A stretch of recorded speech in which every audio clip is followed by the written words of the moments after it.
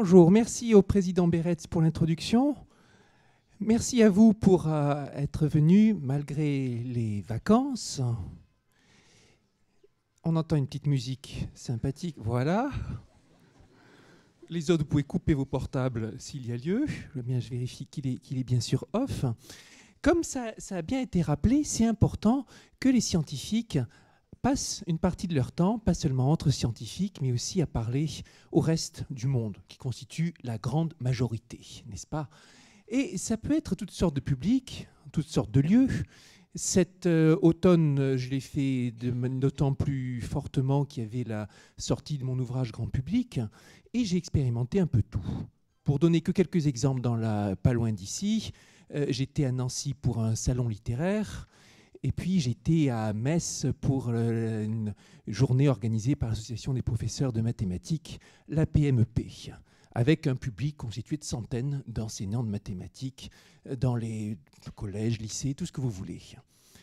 Et des fois aussi, c'est pour des lycéens comme vous, c'est la partie la plus agréable, je dirais, peut-être. Et puis, il y a aussi tout le grand public, tous ceux qui n'ont pas fait de maths depuis 20 ans, peut-être, 30 ans et plus, mais qui aiment bien se remémorer un peu ça. Souvent, même s'ils n'aimaient pas ça, ils aiment bien en entendre parler.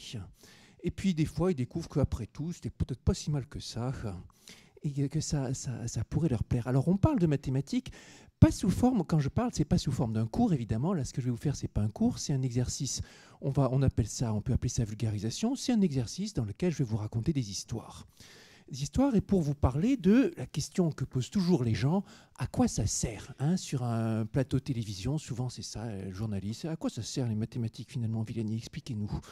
Et évidemment, quand on entend la question, quand on est mathématicien, ça paraît tellement incroyable qu'on pose la question, on se dit, ouais, est-ce que je dois vraiment répondre? Et puis on se dit, oui quand même, parce que c'est normal qu'il pose la question, souvent on a oublié de lui répondre. Et c'est important qu'on réponde. Mathématiques, il faut bien expliquer que c'est comme les autres sciences, ça a été conçu comme un outil absolument remarquable, un outil qui n'est pas naturel, un outil qui a été inventé et qui a été développé pour décrire le monde, pour comprendre le monde et pour agir sur le monde et pour résoudre des problèmes, comme les autres sciences. Et puis, ça s'est trouvé en plus que ça s'est développé encore plus que les autres sciences selon des critères esthétiques, artistiques, mais sans jamais oublier cette fonction première de résoudre des problèmes.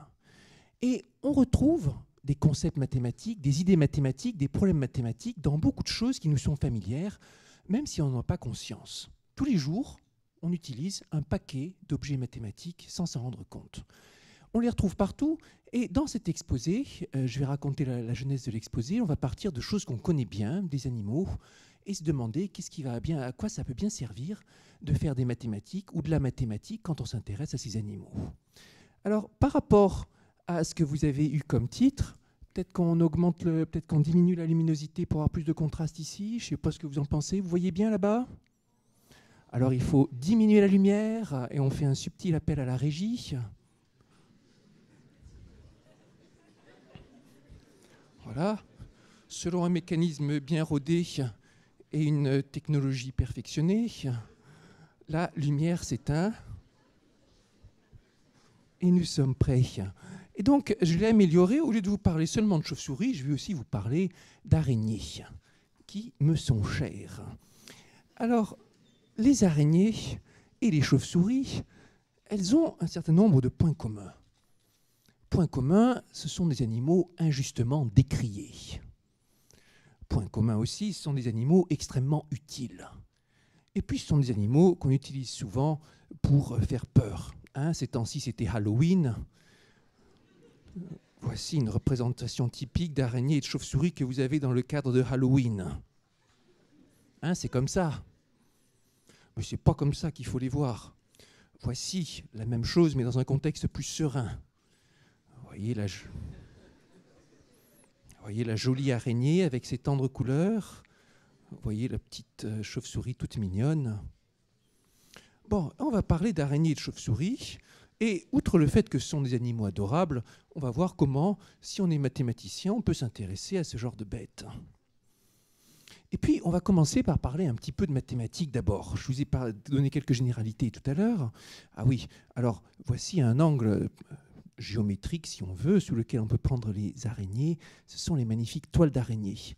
Ici, c'est une photo réalisée sans trucage ni addition, un matin où la rosée avait été particulièrement forte en Australie. Vous voyez, la rosée se dépose sur les fils et ça souligne le tracé de l'araignée. On pourrait commencer comme ça en se disant que ça fait une belle introduction géométrique et se remettre dans des souvenirs de géométrie euclidienne. De toute façon, c'est le moment d'en parler. Vous avez ici, ouais, c'est joli, hein, manuscrit extrait des manuscrits d'Euclide, la géométrie plane, telle qu'elle a été développée par les Grecs il y a quelques milliers d'années, telle qu'on l'enseigne encore aujourd'hui un peu dans les collèges et les lycées, et qui a été un ouvrage Euclide qui a été traduit dans toutes les langues, édité plus de 1000 fois. On dit, même s'il y a plusieurs ouvrages qui prétendent ça, on dit que les éléments d'Euclide, c'est l'ouvrage dans l'histoire de l'humanité qui a été le plus édité après la Bible. Pas vérifié, mais ça me paraît plausible. Et comme je vous le disais, dans toutes les langues, sur plusieurs millénaires, ça avait d'important Euclide que non seulement ça résolvait des problèmes, mais ça définissait une sorte de nouvel idéal, une façon de penser, un esprit qui définissait la mathématique partant de postulats qui semblaient complètement absurdes et qui pourtant s'avéraient efficaces. Mathématiques, première idée, on va se définir des postulats, on les appelle des axiomes, et on va décider qu'ils sont vrais sans se donner la peine de les démontrer. Et puis ensuite, à partir de là, on va faire des déductions logiques, et on va s'interdire d'utiliser autre chose que la logique à partir des postulats qu'on a prédéfinis. Si vous dites que vous allez raisonner comme ça, l'évidence qui s'impose, c'est que vous n'allez pas arriver bien loin. Vous commencez par des choses dont vous décidez qu'elles sont vraies, et ensuite vous ajoutez rien d'autre. On pourrait se dire qu'on va tourner en rond. Et ce qui est miraculeux, c'est qu'on arrive à un paquet de choses extraordinaires. Des choses extrêmement variées, comme on les voit dans ces éléments d'Euclide déjà, toutes sortes de choses, de propriétés géométriques qui semblent miraculeuses, et ensuite de propriétés qui vont bien au-delà dans la description du monde, et qui s'avèrent extrêmement utiles et extrêmement en résonance avec les lois du monde qui nous entourent. Ça, c'est une sorte de miracle mathématique que les gens ont vérifié depuis plusieurs millénaires et devant lequel ils continuent à s'émerveiller. Quand on demande aux non-spécialistes de citer un théorème qu'on pourrait voir dans ces éléments d'Euclide ou ailleurs, d'habitude, ils répondent le théorème de Pythagore. Hein, de loin, c'est le plus populaire. Il y a des chansons qui parlent de lui. Il y a pas mal d'autres théorèmes. Si je vous en demande un, qu'est-ce que vous allez me citer? Thalès, très bien. Et puis, Fermat, oui. Et puis, c'est bien, il y en a plein.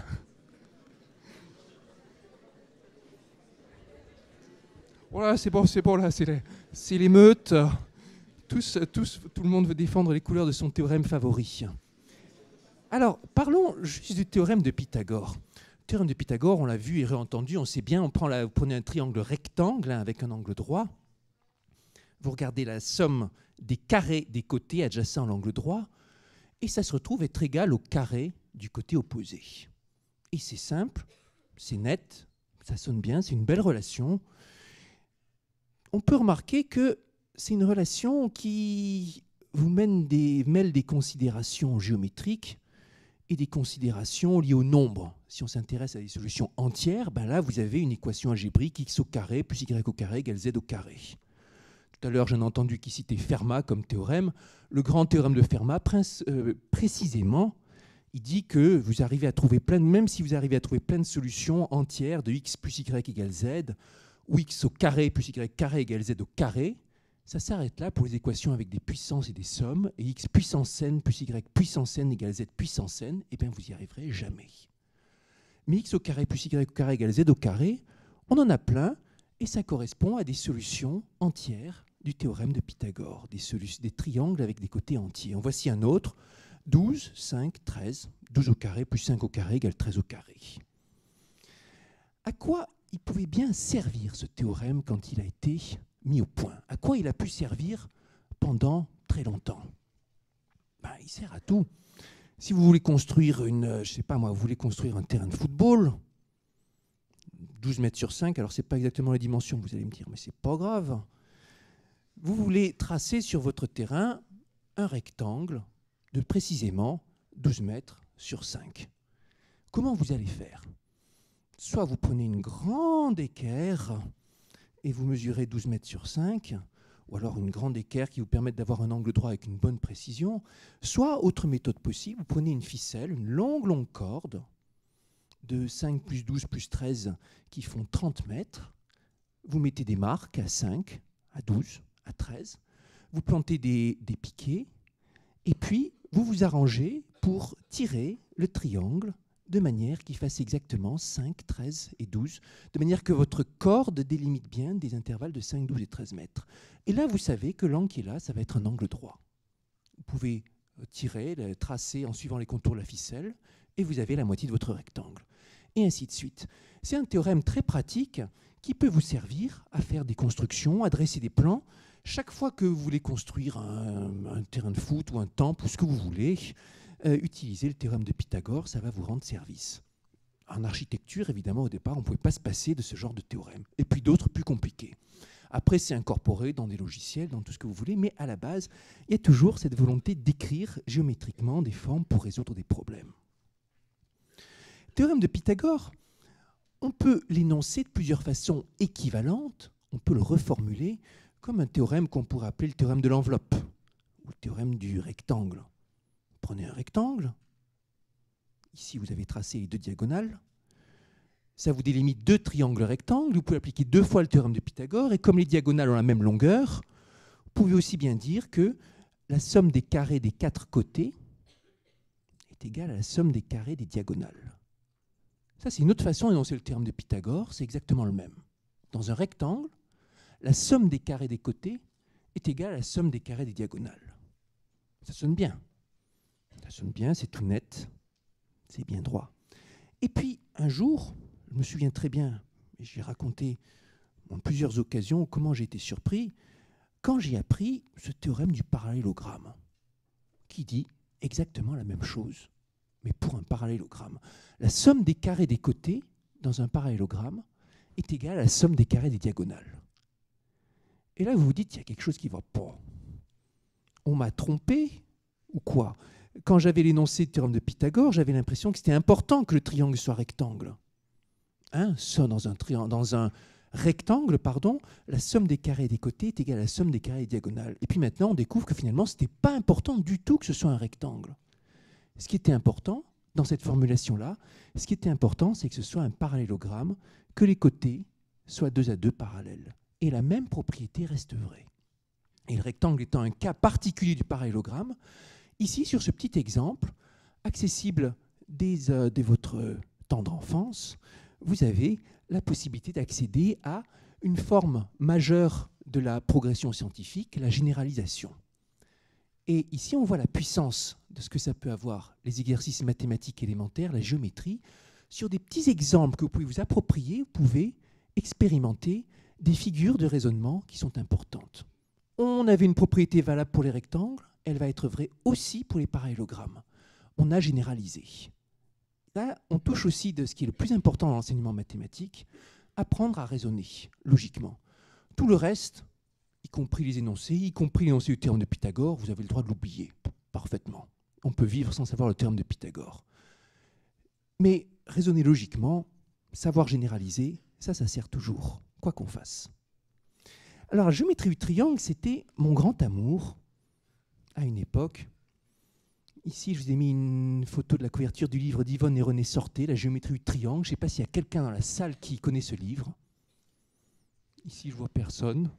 Bon, je vous le recommande. C'est vraiment très chouette. Plein de propriétés sur la géométrie du triangle. Qu'est-ce qu'il y a de beau dans la géométrie du triangle? La géométrie du triangle, c'est un petit modèle que vous pouvez vous approprier. Vous pouvez retracer les figures par vous-même. Ça, c'est la magie mathématique. Il n'y a aucune autre science dans laquelle vous pouvez tout refaire par vous-même. Dans toutes les autres sciences, vous êtes obligé de faire confiance. Confiance à ceux qui ont vu les atomes, confiance à ceux qui ont vu le plancton ou qui sait quoi. En mathématiques, vous pouvez tout refaire, tout vous démontrer par vous-même et vous l'approprier. Et dans la géométrie du triangle, vous avez des tas de miracles qui se produisent. Des fois, il y a 3 droites qui se coupent comme par magie. Ou des fois, il y a 3 points, même 4 points qui se retrouvent alignés, comme par magie. Et on apprend que ce n'est pas des miracles, qu'il n'y a pas de miracle et qu'on peut expliquer ça. On peut l'expliquer, on peut le démontrer, on peut comprendre pourquoi c'est vrai. Sur ce petit laboratoire, vous avez toute la démarche scientifique en quelque sorte. On voit quelque chose qui semble miraculeux, on cherche à l'expliquer, on trouve l'explication rationnelle. Voilà, donc géométrie du triangle, ça c'était mon grand amour. Et puis, je dois dire, la géométrie du triangle, ça m'a jamais servi à rien. Après, au sens, il n'y a pas un des théorèmes que j'ai trouvé dans ce beau livre qui m'a servi à quoi que ce soit. En tant que chercheur, géométrie du triangle, ça ne sert à rien. En tant que citoyen, vous pouvez vivre sans savoir un mot de la géométrie du triangle. Mais quand je dis ça, j'abuse un peu parce que ça m'a appris l'essentiel. Ça m'a permis d'apprendre à faire des démonstrations. Après, c'est devenu mon métier, faire des démonstrations. Peu importe qu'on le fasse sur tel ou tel laboratoire, l'important, c'est d'apprendre à raisonner logiquement et à enchaîner les arguments. Il y a d'autres formes, d'autres choses qu'on peut découvrir des fois en explorant, on peut aussi explorer. Et puis des fois, la généralisation, ça ne marche pas. Voici un exemple assez remarquable qui va vous convaincre qu'on croirait qu'il y a des miracles des fois, mais pourtant on arrive à les expliquer. On va repartir d'Euclide. Ça fait longtemps que je n'ai pas fait de latin, et je ne sais pas trop ce qui est raconté, ce qui se dit ici, mais vous voyez ici qu'il y a un carré, un quadrilatère régulier. Ici, c'est un pentagone régulier. Ici, c'est un hexagone régulier, et ainsi de suite. On peut, si on veut, faire des figures régulières avec autant de côtés qu'on souhaite. Heptagone régulier, octogone régulier, et ainsi de suite. Dépendant de votre niveau en grec, vous pouvez continuer jusqu'à plus soif. Faire des polygones qui ont un nombre arbitraire de côtés, avec des côtés égaux et des angles égaux. Polygone régulier. Et puis un jour, vous vous dites, bon, ça c'est bien, mais c'est que dans le plan. Le plan, c'est la vraie vie, c'est la géométrie dans l'espace. On va s'intéresser aux polyèdres réguliers. Des figures solides avec des angles, des faces, qui ont toutes leurs faces égales et qui aient tous leurs angles égaux. Et on va regarder, figures avec 4, 5, 6, 7, 8, 9 faces égales peut-être, dans l'espace. Eh bien, ça ne marche pas. Ça ne marche pas, et c'est extraordinaire que dans tous les solides réguliers que vous pouvez tracer dans l'espace, il en existe exactement 5. Des solides convexes, réguliers. Comment il s'appelle celui-ci? Tétraèdre, ouais. Ça, c'est le cube. Ici, on a quoi? Un octaèdre, très bien. Un dodécaèdre, ouais. Icosaèdre, très bien, vous êtes parfait. Et là, c'est parfait. On voit les 5 solides et il n'y en a pas un de plus. Alors là, il y a quelque chose qui est extraordinaire. Vous voyez, les gens, quand ils ont trouvé ça, ils se sont dit, bon, là, on a trouvé quelque chose d'incroyable quand ils ont compris ça. On a trouvé quelque chose d'incroyable, il doit y avoir une relation avec une harmonie cachée dans le monde, on a découvert une loi fondamentale.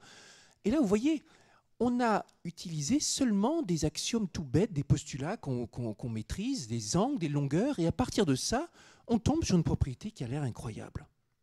C'est solide platonicien. Alors, à l'époque où on connaissait seulement 5 planètes, on s'est dit qu'il devait y avoir une relation entre les 5 planètes et les 5 solides. Et on cherchait à expliquer comme ça les distances entre le Soleil et les planètes. Ça s'est écroulé, bien sûr, quand on a découvert une 6e planète. Et même si c'était complètement naïf, ça traduit bien cette idée qu'il y a quelque chose de magique en mathématiques.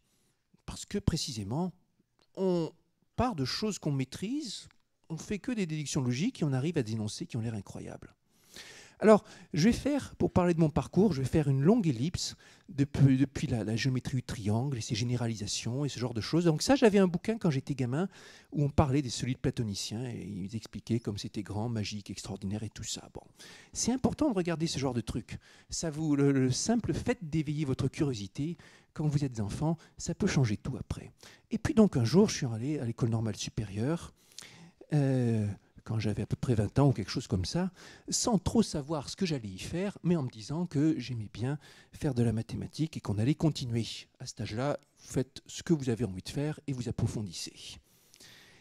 Et un truc qu'on comprend quand vous entrez à l'école normale supérieure, alors à cette époque-là, quand vous entrez, vous n'avez pas idée forcément que c'est un lieu dans lequel il s'est passé beaucoup de mathématiques, un lieu qui a formé 10 médaillés Fields, record mondial très facile, sans problème. Un lieu qui exprime bien le fait, avec d'autres lieux, qu'en France, la mathématique, ça marche bien. Ça marche bien depuis 200, 250 ans, et ça est extrêmement respecté sur la scène internationale, comme un des pays, sans conteste, les plus forts à l'échelon international, souvent considérés comme les deuxièmes après les États-Unis. De ça, on n'a pas tellement conscience quand on entre à l'école normale supérieure, on se dit qu'on va approfondir, et on découvre quelque chose qui peut être effrayant, il va falloir se spécialiser.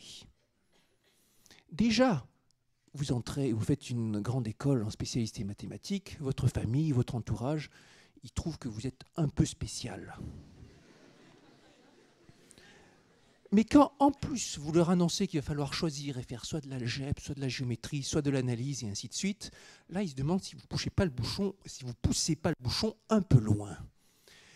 Et même quand on est élève, ça peut paraître effrayant. La conclusion, rétrospectivement, que je vous garantis, c'est qu'il ne faut pas avoir peur de ça. Et dans la vie, il ne faut pas hésiter à commencer par se spécialiser, pour ensuite élargir ses horizons. C'est une tactique qui est souvent bien plus efficace que d'essayer de rester généraliste tout du long. On commence par creuser dans une direction et après on utilise l'expérience acquise dans la direction pour passer à d'autres sujets. C'est valable en mathématiques, c'est valable partout. Donc, école normale supérieure, et puis après j'ai bossé dans la joie et la bonne humeur. Et puis un jour arrive la médaille Fields. Évidemment, alors ici vous me voyez sautant devant un tableau lyonnais avec mes équations favorites derrière. Il y a l'équation de Boltzmann, il y a l'équation de Vlasov. Et vous recevez ce genre de distinction, vous êtes très content, vous êtes aussi assez effrayé, parce qu'il y a plein de nouvelles activités qui vont venir avec la médaille. Vous allez vous retrouver sous les feux de l'actualité, vous vous retrouvez décortiqué, des interviews, les plateaux radio, télévision, tout ce que vous voulez. Vous vous retrouvez dans Télérama avec un portrait un peu déjanté et un titre. Vous découvrez le titre dans le magazine, ça dit « Je suis la Lady Gaga des maths ».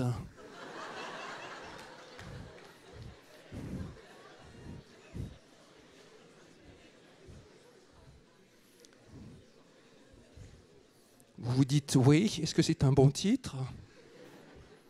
La conclusion, c'est que c'était un bon titre. C'est que c'était un bon titre. Il y a plein de gens qui m'ont dit « Ah oui, super, j'ai lu l'article grâce au titre. » Enfin bon, mais c'était... Il y a une ancienne camarade de lycée qui m'a retrouvé comme ça. Bon, c'est finalement, on s'y fait. Vous rencontrez un paquet de gens aussi.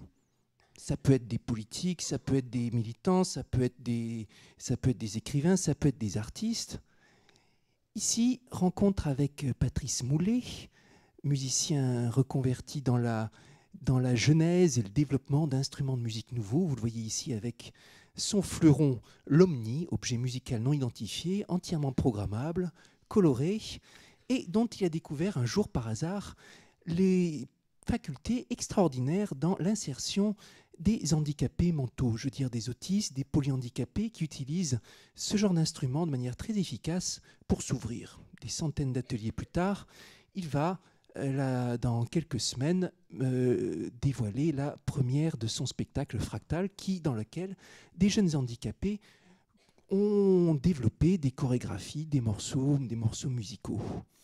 Donc c'est le genre de choses aussi auxquelles vous vous retrouvez associé. En tant que médaillé, on se retrouve en quelque sorte symbole d'une alliance scientifique, technologique, culturelle, tout ce que vous voulez. Et Patrice m'avait demandé de présider son association. Ça, c'est le genre de choses extrêmement enrichissantes qui vous arrivent quand vous êtes médaillé. Des conférences aussi, un peu partout. Celle-ci, c'était à Dakar, où vous parlez, là, comme je vous parle devant vous, de mathématiques, de ce que c'est que le mathématicien, le chercheur dans la société. Pourquoi vous faites ça ? Vous faites ça parce que c'est important d'expliquer aux jeunes, comme ça peut être intéressant et utile de se lancer dans les mathématiques. Vous faites ça aussi pour ceux qui ne feront jamais de mathématiques, mais juste pour leur expliquer ce que font les chercheurs et ce que font les mathématiciens.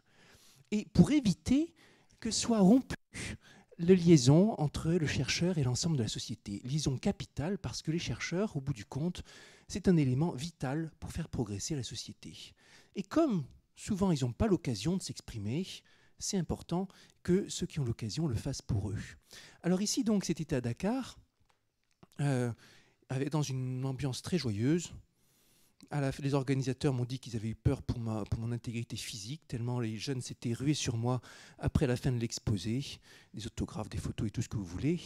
C'est l'occasion de mentionner aussi que mathématicien, c'est extrêmement international, que rien qu'en suivant mes déplacements professionnels, j'ai visité 35 pays différents, et qu'il n'y a peut-être pas un scientifique qui voyage autant qu'un mathématicien. On passe notre temps à voyager à travers le monde pour échanger nos idées les uns les autres.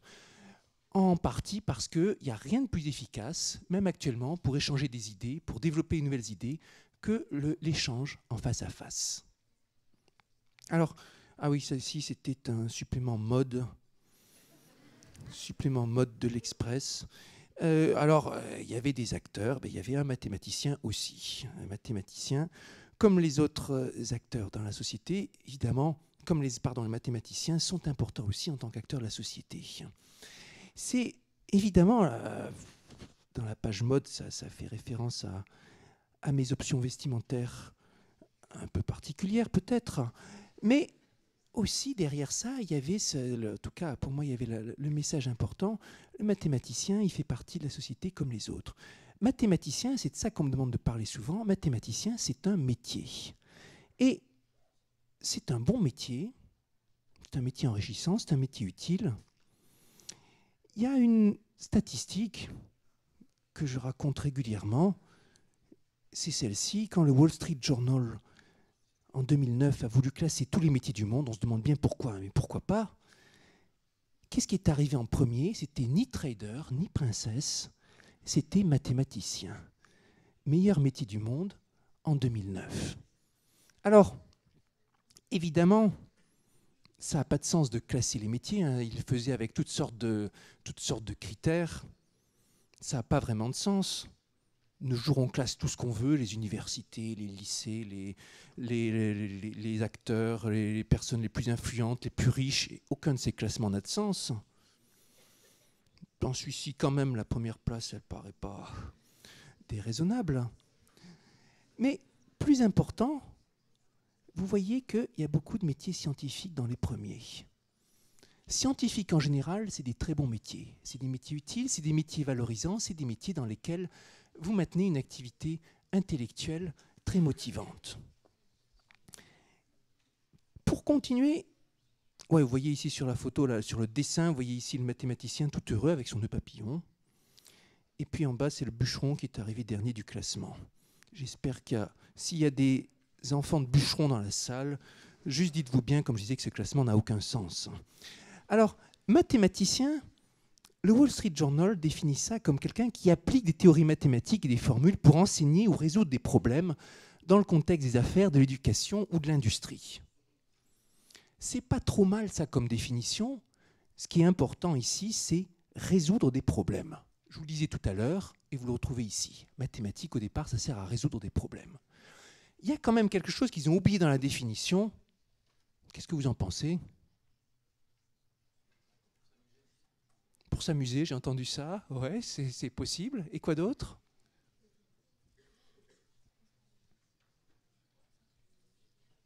Ouais.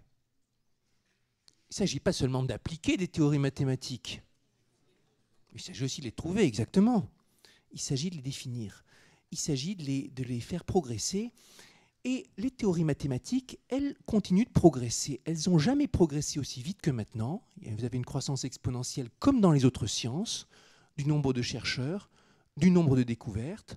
Chaque année paraît plus de 100 000 nouveaux théorèmes. Rien qu'en France, vous avez 4 000 mathématiciens à peu près. Tous ces gens-là, vous avez des milliers, des milliers, des milliers de mathématiciens à travers le monde qui travaillent à créer de nouveaux résultats mathématiques, de nouvelles théories. Et c'est en constante augmentation. Ce que vous apprenez à l'école, d'habitude, ça ne va pas au-delà de 1800 à peu près. C'est la seule science dans laquelle la question se pose. Dans toutes les autres sciences, vous apprenez des choses qui sont plus récentes. Il y a des particularités à la mathématique qui font qu'on apprend des choses plus anciennes. Ce n'est pas forcément grave, c'est pas grave même je dirais. Simplement, il faut avoir conscience qu'actuellement, il se crée énormément de mathématiques. Il s'en crée énormément, c'est quelque chose qui est toujours en mouvement, toujours vivant. Pas du tout figé. En mathématiques, il y a deux mots-clés. Il y a un peu plus que ça. En tout cas, il y a un mot-clé qui est l'abstraction. En mathématiques, si on demande qu'est-ce qui différencie ça des autres sciences, ben, il y a un mot-clé, c'est abstraction. Même si on l'applique à des modèles, à des problèmes concrets, même si c'est inspiré par des problèmes concrets, à la base, à la fin, mathématiques, c'est empiler des notions abstraites. Les empiler de manière logique. Faire du Lego de concepts et des fois arriver à des conclusions importantes. Avec l'abstraction vient l'universalité, parce qu'une découverte abstraite, elle peut s'incarner dans beaucoup de résultats concrets. Abstraction et universalité. Faire des mathématiques, disait Henri Poincaré, c'est donner le même nom à deux choses différentes. Un exemple, ici j'ai représenté la courbe en cloche, la courbe gaussienne, résultat d'un théorème mathématique, peut-être le plus important dans tous les théorèmes mathématiques de base, le théorème central limite, qui décrit les fluctuations statistiques d'événements aléatoires dont vous examinez la fréquence. Vous lancez une pièce en l'air 1 million de fois. En gros, il y a 500 000 piles et 500 000 faces, donc moitié-moitié. Et comment se répartissent les erreurs par rapport à ça? Elles se répartissent selon cette courbe en cloche. Une grande probabilité de petites erreurs, une petite probabilité de grandes erreurs. Et ce profil universel, gaussien, on le retrouve non seulement dans les erreurs quand on lance une pièce en l'air, mais aussi dans les fluctuations de taille des êtres humains, dans les fluctuations du niveau des océans, dans énormément de phénomènes qui semblent n'avoir rien à voir les uns avec les autres. Mais ils sont liés par ce fil invisible mathématique, ce théorème abstrait qu'on retrouve dans beaucoup de cas concrets. Et puis, on retrouve cette citation, je vous ai mis ici la fameuse citation de Galilée, le grand livre de l'univers est écrit en langage mathématique. Même si on lit pas, même si on n'a pas étudié l'italien, ça se lit quasiment à vue. Par analogie avec le français, la philosophie est écrite dans ce très grand livre qui continuellement se tient ouvert devant nos yeux, je veux dire l'univers, mais que l'on ne peut comprendre si d'abord on ne s'est pas efforcé de comprendre la langue et de connaître les caractères dans lesquels il est écrit. Il est écrit en langue mathématique. Galilée l'avait défini ainsi, à une époque où la distinction entre physiciens et mathématiciens n'était pas claire, et c'est quelque chose, une approche qui s'est révélée extrêmement féconde dans les siècles qui ont suivi. Un exemple, parmi beaucoup, un jour, au XVIIe siècle, on a compris que les planètes autour du Soleil, elles ont une orbite qui est, avec une très bonne approximation, une ellipse.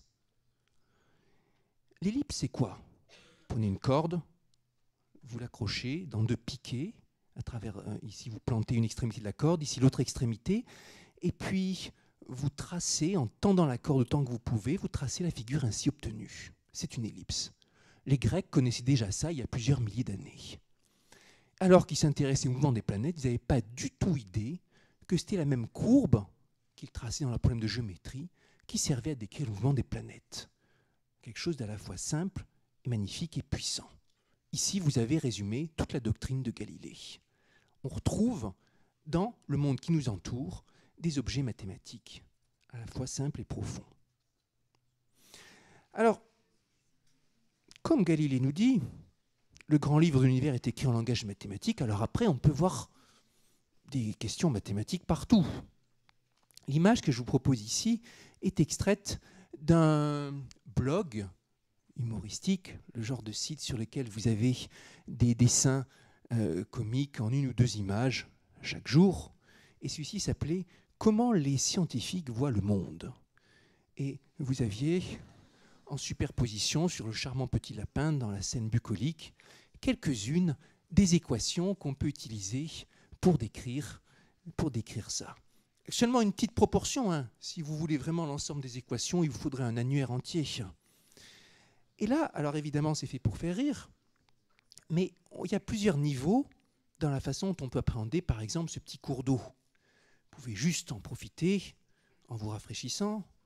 Vous pouvez vous faire des mesures. Vous pouvez chercher l'équation aussi qui va régir l'évolution de la vitesse de ce cours d'eau. Et là, vous êtes dans le problème de trouver des équations mathématiques qui décrivent de manière physique ce cours d'eau. Ici, les équations de Navier-Stokes. Ça a été un progrès considérable, j'en reparlerai tout à l'heure, quand on a commencé à mettre en équation les fluides qui nous entourent. Progrès considérable dont les conséquences on en profite tous les jours. Un petit exemple lié à ces équations de mécanique des fluides dans un problème qui à la fois peut être joli mais qui peut être d'importance vitale. Je vous reparle du Sénégal et d'un endroit très particulier, remarquable écologiquement au Sénégal, qui s'appelle la langue de Barbarie, parc national. Voyez ici cette langue extrêmement fine qui sépare l'océan du fleuve. Voyez comment c'est? C'est long, c'est très fin, et ça abrite un écosystème particulier. Ici, vous avez des pélicans, toutes sortes de choses. C'est très subtil. Un jour, il y a quelques années, les autorités sénégalaises, voyant qu'il y a un risque de crue, décident de percer un petit trop-plein dans la langue pour laisser l'eau s'écouler. Quelque chose qui était grand là, comme la table ici, pas plus.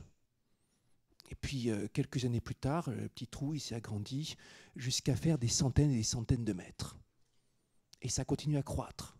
C'est tout l'écosystème qui va possiblement disparaître à la suite de ce petit trop-plein. On ne sait pas où ça va s'arrêter, on ne sait pas comment s'arrêter. Une petite modification a produit des effets qui étaient extrêmement difficiles à prévoir. Comment faire pour prévoir ce genre de choses? Comment faire, comment prévoir ou agir pour réparer la situation? C'est pas facile. C'est certainement pas en tâtonnant qu'on va trouver la solution. La solution, elle passe par des coopérations entre spécialistes d'écosystèmes, spécialistes de physique des sables, de l'eau, de l'océan, et puis des mathématiciens. Alors voici l'une des équations qui sont étudiées précisément par les thésards à l'université Saint-Louis, juste à côté, pour comprendre, contrôler ces phénomènes. Des équations mathématiques qui lient la hauteur d'eau, le débit, la profondeur du fond. Des équations qu'une fois que vous avez comprises, vous pouvez simuler sur ordinateur, vous pouvez tester, vous pouvez calibrer, jusqu'à comprendre quelles sont les bonnes méthodes pour contrôler, pour éviter que toute la dune ne parte en fumée, si je puis dire. L'érosion des plages, c'est un problème qu'on retrouve constamment sur la côte ouest de l'Afrique. Donc voilà, tout à l'heure je vous disais résoudre des problèmes, vous avez un exemple concret et vital. Un autre progrès, ici on voit la puissance, j'en reparlerai, de ces équations qu'on appelle équations dérivées partielles qui servent à modéliser toutes sortes de phénomènes. Ça a été un progrès majeur dans l'histoire de l'humanité. Un autre progrès majeur, que là aussi on peut voir dans la vie de tous les jours, c'est le hasard. L'une des dernières branches qui soit développée en mathématiques. Comment apprivoiser le hasard, qui est quelque chose que par définition on ne peut pas prévoir? Quand on dit que c'est au hasard, c'est qu'on n'arrivera pas à prévoir le résultat.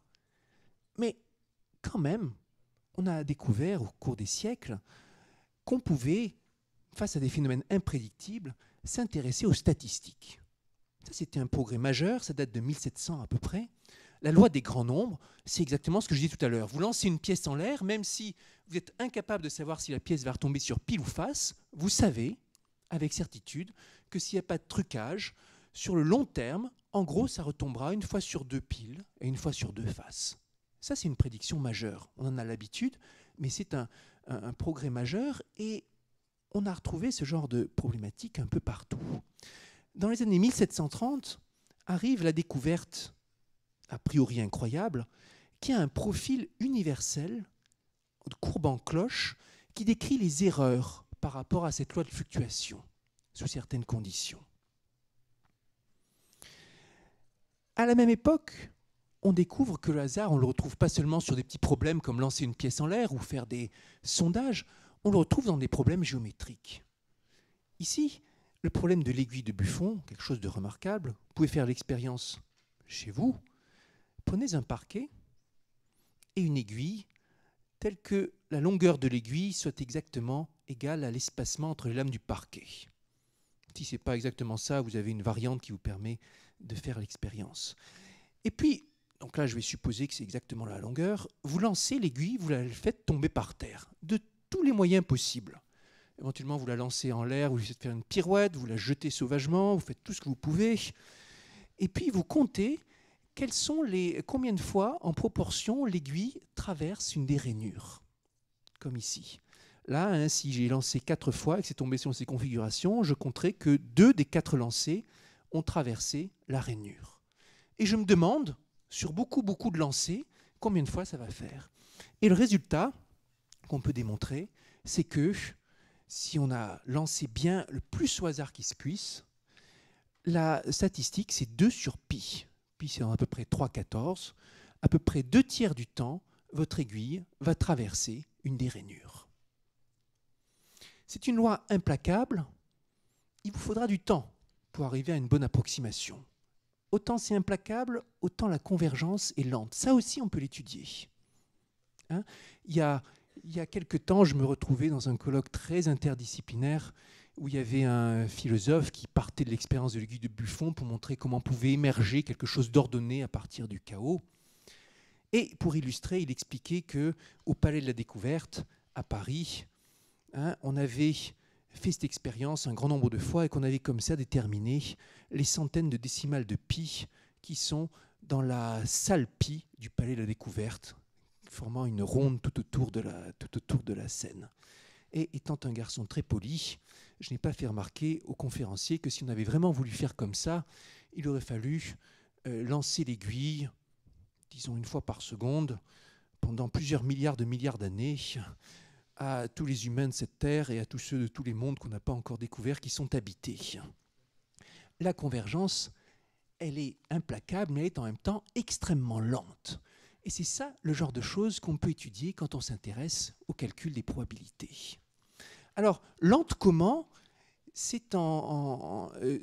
résumé par la loi des erreurs, démontrée pour la première fois par Pierre-Simon de Laplace, mathématicien extraordinaire, également connu pour avoir été un ministre médiocre, qui a démontré cette loi des erreurs. À la fois, il y a une courbe gaussienne qui régit les fluctuations, et en même temps, l'écart typique, il est de l'ordre de l'inverse de la racine carrée du nombre de lancers, ou du nombre d'expériences. 1 sur racine de n. Ça aussi, c'est universel. Application pratique. Quand vous avez un sondage politique, typiquement effectué sur 1 millier de personnes, quelle est la taille de la fluctuation statistique? 1 sur racine de 1000. Faites le calcul, ça fait à peu près 3%.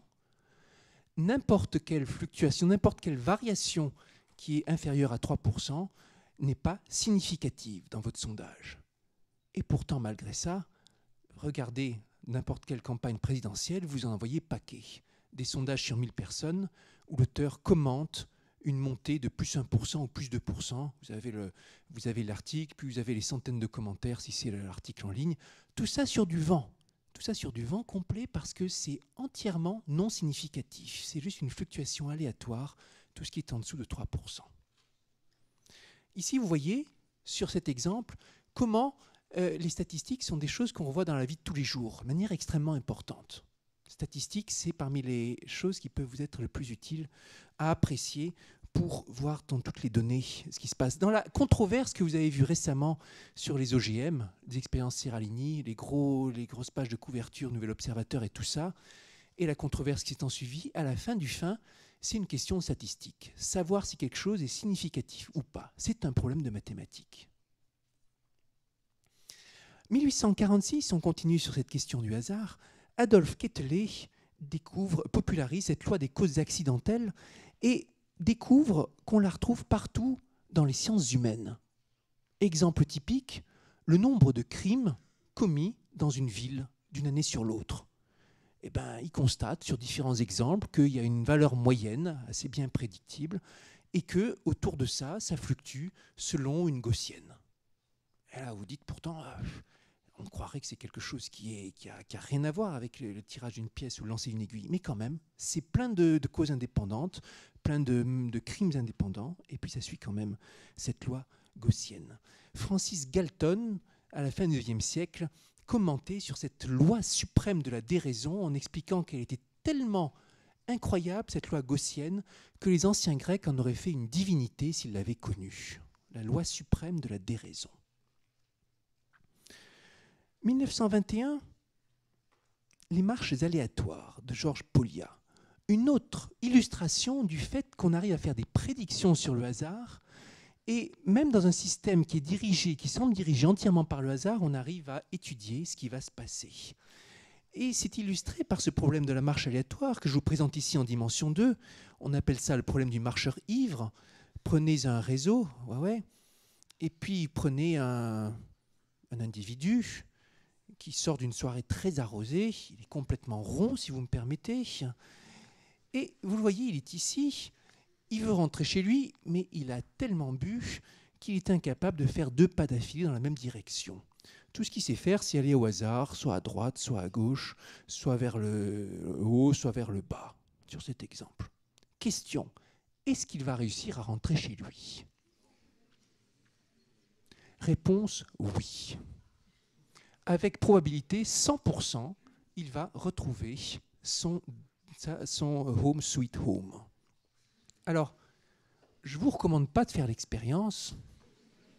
D'abord parce que l'abus d'alcool nuit à la santé. Ensuite parce qu'on démontre mathématiquement aussi que le temps moyen de retour est infini.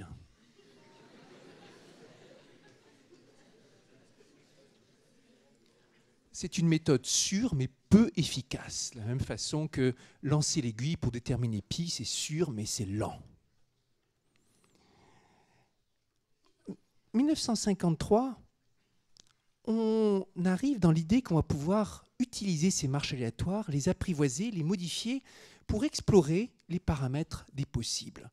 Imaginez que vous soyez face à une situation compliquée, vous voulez savoir, vous voulez explorer différents paramètres et vous avez 10, 20, 30, 40 paramètres à faire varier. Et si vous voulez faire toutes vos expériences en testant tous les paramètres possibles jusqu'à trouver l'expérience optimale, je ne sais pas moi, vous avez un robot qui dépend de 10 paramètres, vous optimisez tous les paramètres à la fois, ça va vous prendre un temps considérable, absolument considérable. Il y a une façon d'explorer qui est de faire systématiquement, paf, tous les paramètres les uns après les autres. Il y aurait une autre façon qui serait de dire je vais tester une configuration au hasard, puis une autre, puis une autre, puis une autre. Et m'en remettre au hasard pour tomber sur la bonne. Et puis il y a une autre manière de faire, beaucoup plus maligne, qu'on appelle la marche aléatoire Monte-Carlo Markov Chain, où vous allez vous déplacer, vous allez partir d'un choix au hasard, et puis vous déplacer au hasard comme le marcheur ivre. Sauf que quand vous trouvez une configuration qui vous plaît bien, eh bien, vous allez la préférer à une configuration qui marche moins bien. Comment ça va se passer? Là, j'explore mon espace de paramètres. Et puis, je me dis, là, je suis sur une certaine configuration, je vois que mon robot il marche bien. Je fais varier un des paramètres aléatoirement, par exemple, ça me mène ici, et puis j'explore. Et puis, soit je reste, soit je décide d'aller dans la nouvelle configuration que j'explore, soit je décide de rester.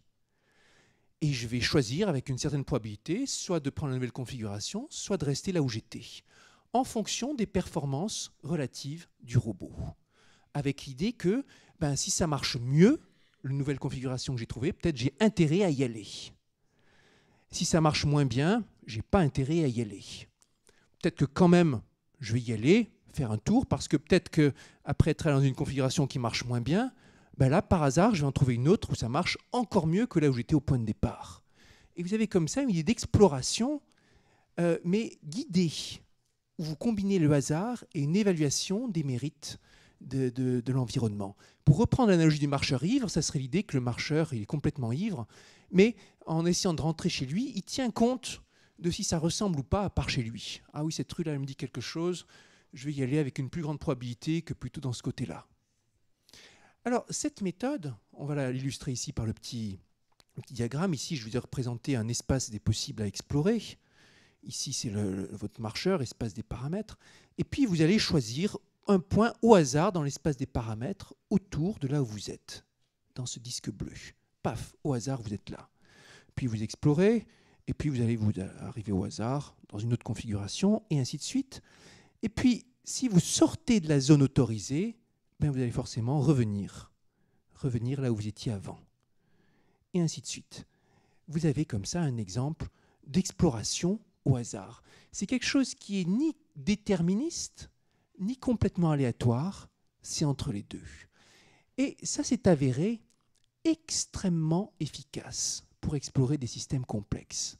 une façon d'apprivoiser le hasard extrêmement efficace. On s'en est servi au départ pour étudier des problèmes de transition de phase dans les gaz, dans les solides, et chercher à comprendre comment ça se fait, phénomène autant classique qu'irritant, comment ça se fait que quand on chauffe un liquide, il se transforme en gaz. À la base de ça, il y a un problème mathématique qu'on appelle le problème de la transition de phase, qui n'est toujours pas résolu. Ce sont les mêmes molécules dans le liquide et dans le gaz, mais en fonction de la température ou de l'irritation, elles choisissent d'être soit sous forme liquide, soit sous forme gazeuse. Et aujourd'hui, on les utilise dans plein d'autres choses, ces méthodes. En particulier, et là, je reviens enfin à premier thème, les araignées, on les utilise pour explorer l'arbre des êtres vivants. Alors, petit rappel de biologie, depuis Darwin, on a l'idée que les êtres vivants descendent les uns des autres, les espèces sont reliées, on y croit. Et on a toute une classification du monde vivant, les animaux, les végétaux, les protistes, les bactéries, tout ce que vous voulez. Avant, l'arbre, on le voyait comme ça. Maintenant, on le voit plutôt comme ça. Il y a un excellent site internet qui s'appelle Tree of Life, que je vous recommande. Tree of Life, vous pouvez passer du temps là-dessus, regarder telle ou telle espèce. Ils vous donneront tout l'état des connaissances sur tout cet arbre du vivant. Et vous avez énormément de zones d'ombre, des zones qui sont plus ou moins bien connues, des zones qui sont très bien connues, des zones qui sont complètement inconnues. Vous avez des grandes surprises, des grands remaniements. Un jour, on s'est aperçu qu'un jour, on a compris que les champignons étaient beaucoup plus proches de nous que des végétaux, et ainsi de suite. Et puis, de temps en temps, on peut se lancer dans des grands programmes d'exploration de cet arbre. Toutes sortes d'espèces, comment elles sont apparentées? Admirez au passage la variété des espèces produites par l'évolution, tout ça effectué par accumulation de petites erreurs de transcription. C'est absolument extraordinaire. Petites erreurs de transcription dans le code génétique vous fait aboutir à des choses aussi diverses que le petit macaque ou la méduse. Et bien sûr, il en va de même des araignées. Alors, supposez que vous êtes fanatique d'araignées et vous voulez comprendre comment sont arrangées les araignées dans leur grand arbre. Alors, ici, vous avez quelques-unes des espèces d'araignées. Admirez la variété de formes. Les araignées, environ 40 000 espèces. Pour revenir sur ce que je disais tout à l'heure, aucun de vous ne mourra d'une piqûre d'araignée. Si on regarde les causes de décès dans le monde, vous comptez sur les doigts d'une main, et encore, les décès qui sont dus à des morsures d'araignées dans le monde. C'est infiniment moins dangereux que les guêpes, les abeilles, les moustiques, les serpents et tout ça. Peut-être qu'il y en a parmi vous qui souffriront de la part de morsures de guêpes ou d'abeilles, mais d'araignées, pas du tout. Aucune raison de craindre les araignées. Alors, voici un projet de recherche contemporain, extrait d'un programme de recherche que je vais vous traduire, et qui vous montre comment on peut, si on s'intéresse à des méthodes mathématiques, se retrouver à travailler sur les araignées. Notre but, nous dit cette équipe de recherche, est de produire une phylogénie robuste de toutes les branches les plus longues dans un groupe méga divers, les araignées, en combinant une quantité massive de données génomiques comparées avec des données sur la morphologie et le comportement. Puis il explique que les araignées, c'est quelque chose de très ancien, avec des fossiles qui datent de 380 millions d'années, respect, et environ 37 500 espèces décrites, placées dans 3 471 genres et 109 familles. Et puis ils expliquent aussi que les araignées, c'est aussi très important à cause de leur importance écologique, comme les prédateurs dominants non vertébrés dans la plupart des écosystèmes terrestres. Ce n'est pas une exagération de dire que sans les araignées, les populations humaines seraient considérablement affectées. Pourquoi ? Tout simplement parce que les araignées sont des insecticides extraordinaires, naturels, sans conséquences. Et si on supprimait les araignées de notre belle planète, ça s'en ressentirait sur les cultures d'une manière dramatique. Alors, qu'est-ce qu'il nous explique là-dedans ? toute la reconstruction de l'arbre de manière moderne, comment on fait? On l'effectue de manière importante avec la comparaison de séquences génomiques. On identifie des gènes comparables dans l'ADN d'un certain nombre d'espèces, et puis vous séquencez, comme on dit. Vous obtenez une suite de A, C, T, G, T, G, G, A, ou tout ce que vous voulez, des A, des C, des G et des T dans un certain ordre, qui encode votre organisme. Et puis, si vous avez X espèces, Y séquences, si vous avez X espèces, Y séquences, vous avez XY séquences. Qu'est-ce que vous faites une fois que vous avez ça? Vous aimeriez bien en tirer des informations, et vous avez en tête que si deux espèces ont un ADN proche, c'est qu'elles sont proches. De la même façon que, si on regarde vous, entre frères et sœurs, vous avez une très forte ressemblance entre ADN. Avec les parents, il va y avoir une forte ressemblance, avec des cousins un peu moins, avec des cousins éloignés encore moins, et ainsi de suite.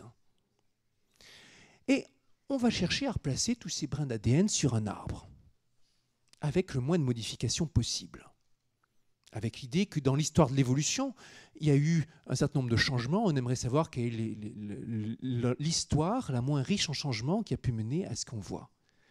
Si dans une population, vous voyez, si sur 100 individus, vous en avez seulement 2 qui ont les yeux bleus, on va supposer qu'ils sont apparentés pour reconstruire l'arbre généalogique de tous ces individus. C'est l'hypothèse la plus simple. Alors, pourquoi est-ce que ce n'est pas très facile de comparer les séquences d'ADN ? Reconstruire l'arbre phylogénétique des araignées ne sera pas une tâche facile, nous dit notre équipe de recherche. L'équipe de recherche dont je vous parle. Parce que d'abord, il y a la longueur, le temps qui a été de l'histoire, les centaines de millions d'années, et puis la taille. Et en particulier, concernant la taille, regardez ce qu'il y a à la fin, une analyse de 500 taxa, 500 espèces d'araignées que vous voulez placer dans l'arbre, doit sélectionner, implicitement ou explicitement, parmi les arbres possibles. Alors, combien d'arbres possibles? Combien d'arbres possibles? Combien d'arbres possibles pour ranger 500 espèces? Qu'est-ce que vous en pensez? 500 feuilles au bout de l'arbre généalogique de 500 individus. Combien il y a d'histoires généalogiques possibles? Bon, bien plus que 500. Vous pensez que c'est de l'ordre du million? Milliard? Milliards de milliards? Milliards de milliards de milliards de milliards de milliards de milliards de milliards? Bon, c'est encore plus que ça. Si je voulais le dire en milliards, on y serait encore pour un bon moment. On est de l'ordre de 10 puissance 1275. Pensez que le nombre d'atomes dans l'univers, c'est bien moins que dans l'univers visible, c'est beaucoup moins que 10 puissance 100. Pour avoir tout le nombre d'arbres, vous imaginez tous les atomes dans l'univers, dans chaque atome, vous le grossissez jusqu'à faire un nouvel univers entier, et ainsi de suite, vous répétez l'opération une dizaine de fois. Et là, vous avez une idée du nombre d'arbres possibles. Alors, évidemment, on ne va pas les essayer tous. Et si on en essaye au hasard, on a toutes les chances de trouver des arbres qui sont inintéressants. Alors donc, votre idée, c'est d'utiliser beaucoup d'arbres, et à chaque fois de calculer si c'est probable que ça ait donné naissance à ce qu'on voit en termes du nombre de changements que ça suppose dans les ADN sur les différentes branches de l'arbre. Comment on fait pour s'y retrouver? La réponse, on utilise ces techniques de Monte-Carlo Markov Chain dont je vous parlais tout à l'heure. On va se déplacer au hasard dans l'espace des arbres, à chaque fois en regardant si l'arbre qu'on va obtenir par une nouvelle modification, il est meilleur ou moins bien, et ainsi de suite. Et c'est seulement en utilisant le hasard qu'on va réussir à explorer une partie intéressante de cet arbre. Donc voilà où l'apprivoisement du hasard peut jouer un rôle vital sur un problème de biologie. Je vais m'arrêter là pour les araignées. Et maintenant qu'on a parlé des araignées, on va parler aussi des chauves-souris. Alors, les chauves-souris, je vous avais dit beaucoup de points communs avec les araignées, c'est qu'elles sont absolument décriées complètement à tort, c'est qu'elles sont aussi extrêmement utiles, on va revenir là-dessus. Et puis, les chauves-souris, en 2011, j'ai décidé que j'allais faire un exposé sur les chauves-souris, pour une raison simple, c'est qu'on me demandait de faire un exposé, que j'avais épuisé mon stock d'exposés que j'avais l'habitude de faire et que j'avais besoin d'en préparer un nouveau, et que 2011, vous savez, quand vous ne savez pas d'idée à faire, on va regarder sur les thèmes correspondant à l'année. 2011, c'était l'année de la forêt. On peut très bien faire un exposé mathématique sur la forêt. 2011, c'était le bicentenaire de la naissance d'Évariste Galois, mathématicien emblématique s'il en est. Vous savez, c'est lui qui est mort à 20 ans dans un duel aussi stupide que tragique, après avoir révolutionné des pans entiers de la mathématique. 2011, c'était l'année où le prix Nobel de chimie revenait à la découverte des quasi-cristaux, des figures mathématiques s'il en est, découvertes dans le monde mathématique bien avant qu'elles aient été découvertes dans le monde de la chimie. Donc il y avait tout plein de sujets naturellement mathématiques en 2011 à traiter. Et puis 2011, c'était aussi l'année de la chauve-souris. Alors là, c'était moins clair qu'est-ce qu'on allait pouvoir dire. Mais si on croit à Galilée, le monde est écrit en langage mathématique, eh ben, on va le faire. Donc je me suis dit, quand on m'a demandé le titre, allez-y pour la chauve-souris, et puis je verrai bien ce qu'on va pouvoir raconter. Et puis au fur et à mesure que j'ai préparé l'exposé, j'ai découvert que, effectivement, il y avait un paquet de mathématiques à raconter et que c'était l'objet de recherches actuelles, mêlant mathématiques à d'autres thèmes. Alors, évidemment, dans l'actualité récente, c'était aussi Batman. Soit dit en passant, Batman, il est extrêmement intéressant d'un point de vue scientifique. Pourquoi ? Ouais, j'ai entendu au premier rang, là, Batman n'a pas de super pouvoir. Batman tire tout son pouvoir de la science. Bon, et il est immensément riche aussi, ce qui aide. Mais Batman, dans un autre genre très différent, pour ceux qui connaissent le docteur Manhattan des Watchmen, j'en entends qui connaissent, c'est l'un des deux personnages dont on peut dire qu'il symbolise le progrès technologique et scientifique.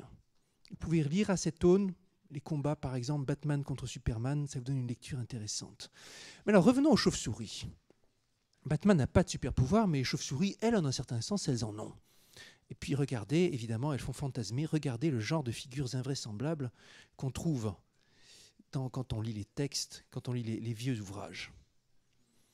Bon, les chauves-souris, en fait, c'est pas vraiment comme ça. Mais quand même, c'est extrêmement varié. Regardez ce genre de forme. Vous en avez des petites, des grandes, des chauves-souris qui mangent des insectes, des chauves-souris qui sont plutôt portées sur les plantes, quelques-unes qui sont portées sur le sang. Regardez celle-ci.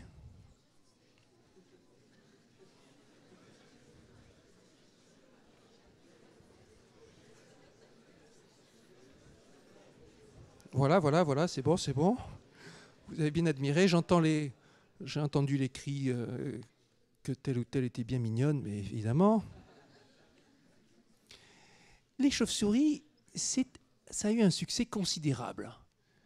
Vous en avez là encore un nombre considérable d'espèces de chauves-souris. C'est celui qui est le plus diversifié des, je ne sais plus si on dit les groupes, les ordres de mammifères après les rongeurs.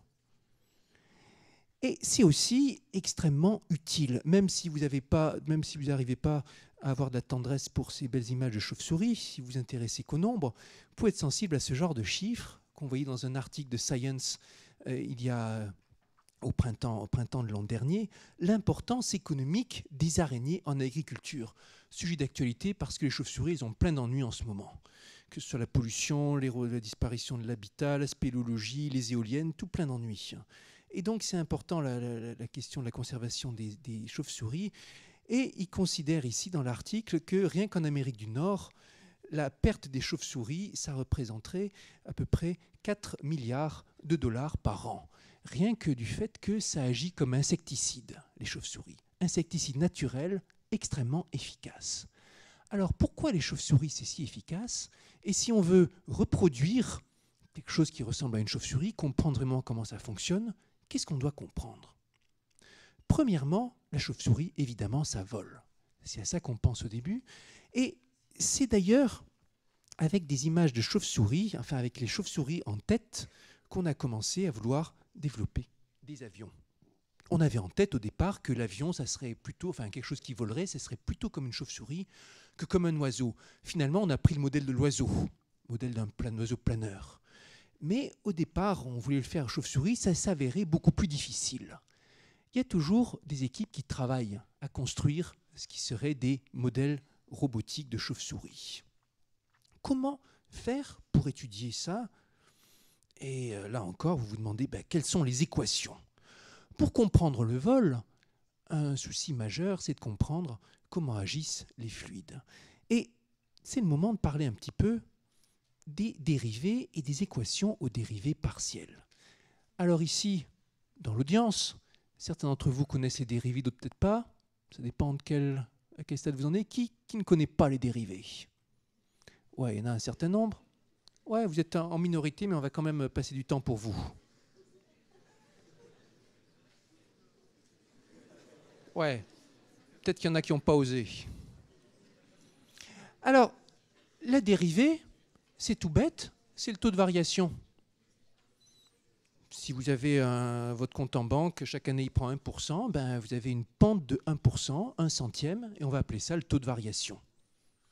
Si vous avez une fonction qui varie comme ci ou comme ça, vous tracez la tangente, vous fixez votre point ici, vous tracez la tangente à la courbe en faisant rapprocher une séquente de ce point, et vous regardez quelle est la pente de cette droite. Chaque fois qu'on se déplace d'un carreau vers la droite, de combien de carreaux on descend? Si vous descendez 3 carreaux, vous dites que la pente c'est moins 3. Si vous montez d'un carreau, vous dites que la pente c'est plus 1. Et donc ça sera positif si vous montez, négatif si vous descendez. C'est la pente, c'est la dérivée. Imaginez que vous skiez là sur une montagne, quand vous descendez, la dérivée est négative, quand vous devez vous faire tracter, la dérivée est positive. Et puis au fond de la vallée, ça correspond à la dérivée nulle, c'est là où la tangente est horizontale, c'est un moment où vous ne montez ni ne descendez. La courbe dérivée, donc, qui est la courbe de la pente, elle-même, elle a une pente. Ça se peut que la pente croisse ou que la pente décroisse, et ainsi de suite. Et vous pouvez comme ça construire la dérivée de la dérivée, qui correspond juste à la variation de la variation, et ainsi de suite. Les dérivées d'ordre élevé sont difficiles à concevoir. C'est assez facile de concevoir la dérivée de la dérivée. Ici, elle est négative, on dit qu'on a une région concave. Ici, elle est positive, on a dit qu'on a une région convexe. Vous voyez que la pente ici est négative et puis elle devient positive, donc la pente croît. Ici, on est dans une région où la dérivée de la dérivée est positive. Quand vous allez au-delà de cet ordre, c'est dur à concevoir. La dérivée de la dérivée de la dérivée, on a du mal. Mais en mathématiques, on peut les considérer. Dans un discours célèbre en 1972, Nixon, qui traversait une passe économique difficile, a expliqué que le taux d'augmentation de l'inflation était décroissant. C'était la première fois qu'un chef d'État utilisait la dérivée troisième dans un discours, la variation de la variation de la variation, avec évidemment une intention de noyer le poisson. Si on regarde l'inflation, c'est déjà un taux de variation. Ici, il parle du taux d'augmentation de l'inflation et il vous dit que ça décroît, donc c'est la dérivée de la dérivée de la dérivée qui est négative. Si on vous propose une affaire en disant que le taux d'augmentation de la variation du chiffre d'affaires est croissant, vous n'achetez pas.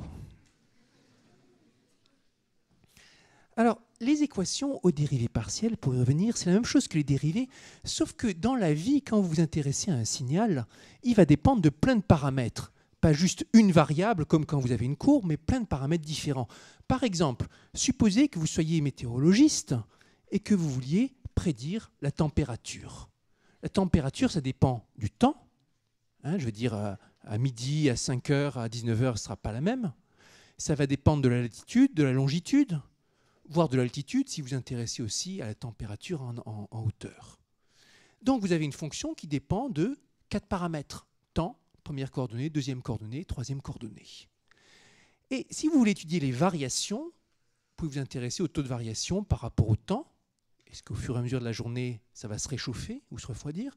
Par rapport à une direction, l'autre direction, si vous allez vers le nord, est-ce que la température va diminuer, et ainsi de suite. Et c'est un fait qui a été observé depuis des siècles, que certains phénomènes naturels sont décrits de manière très puissante, très fidèle, par des équations qui font intervenir ces dérivés par rapport à certains paramètres. On les appelle les équations dérivées partielles et elles interviennent dans toutes les sciences. Avec certaines combinaisons qui reviennent un peu partout, comme le Laplacien, une certaine universalité, qui est la somme des dérivées secondes. Dérivées secondes par rapport à un paramètre, par rapport à l'autre, par rapport au troisième, on ajoute tout et ça intervient un peu partout. Les équations dérivées partielles, donc, elles sont extrêmement puissantes. Voici un petit tableau des plus jolis. Vous pouvez regarder ça de manière parfaitement impressionniste.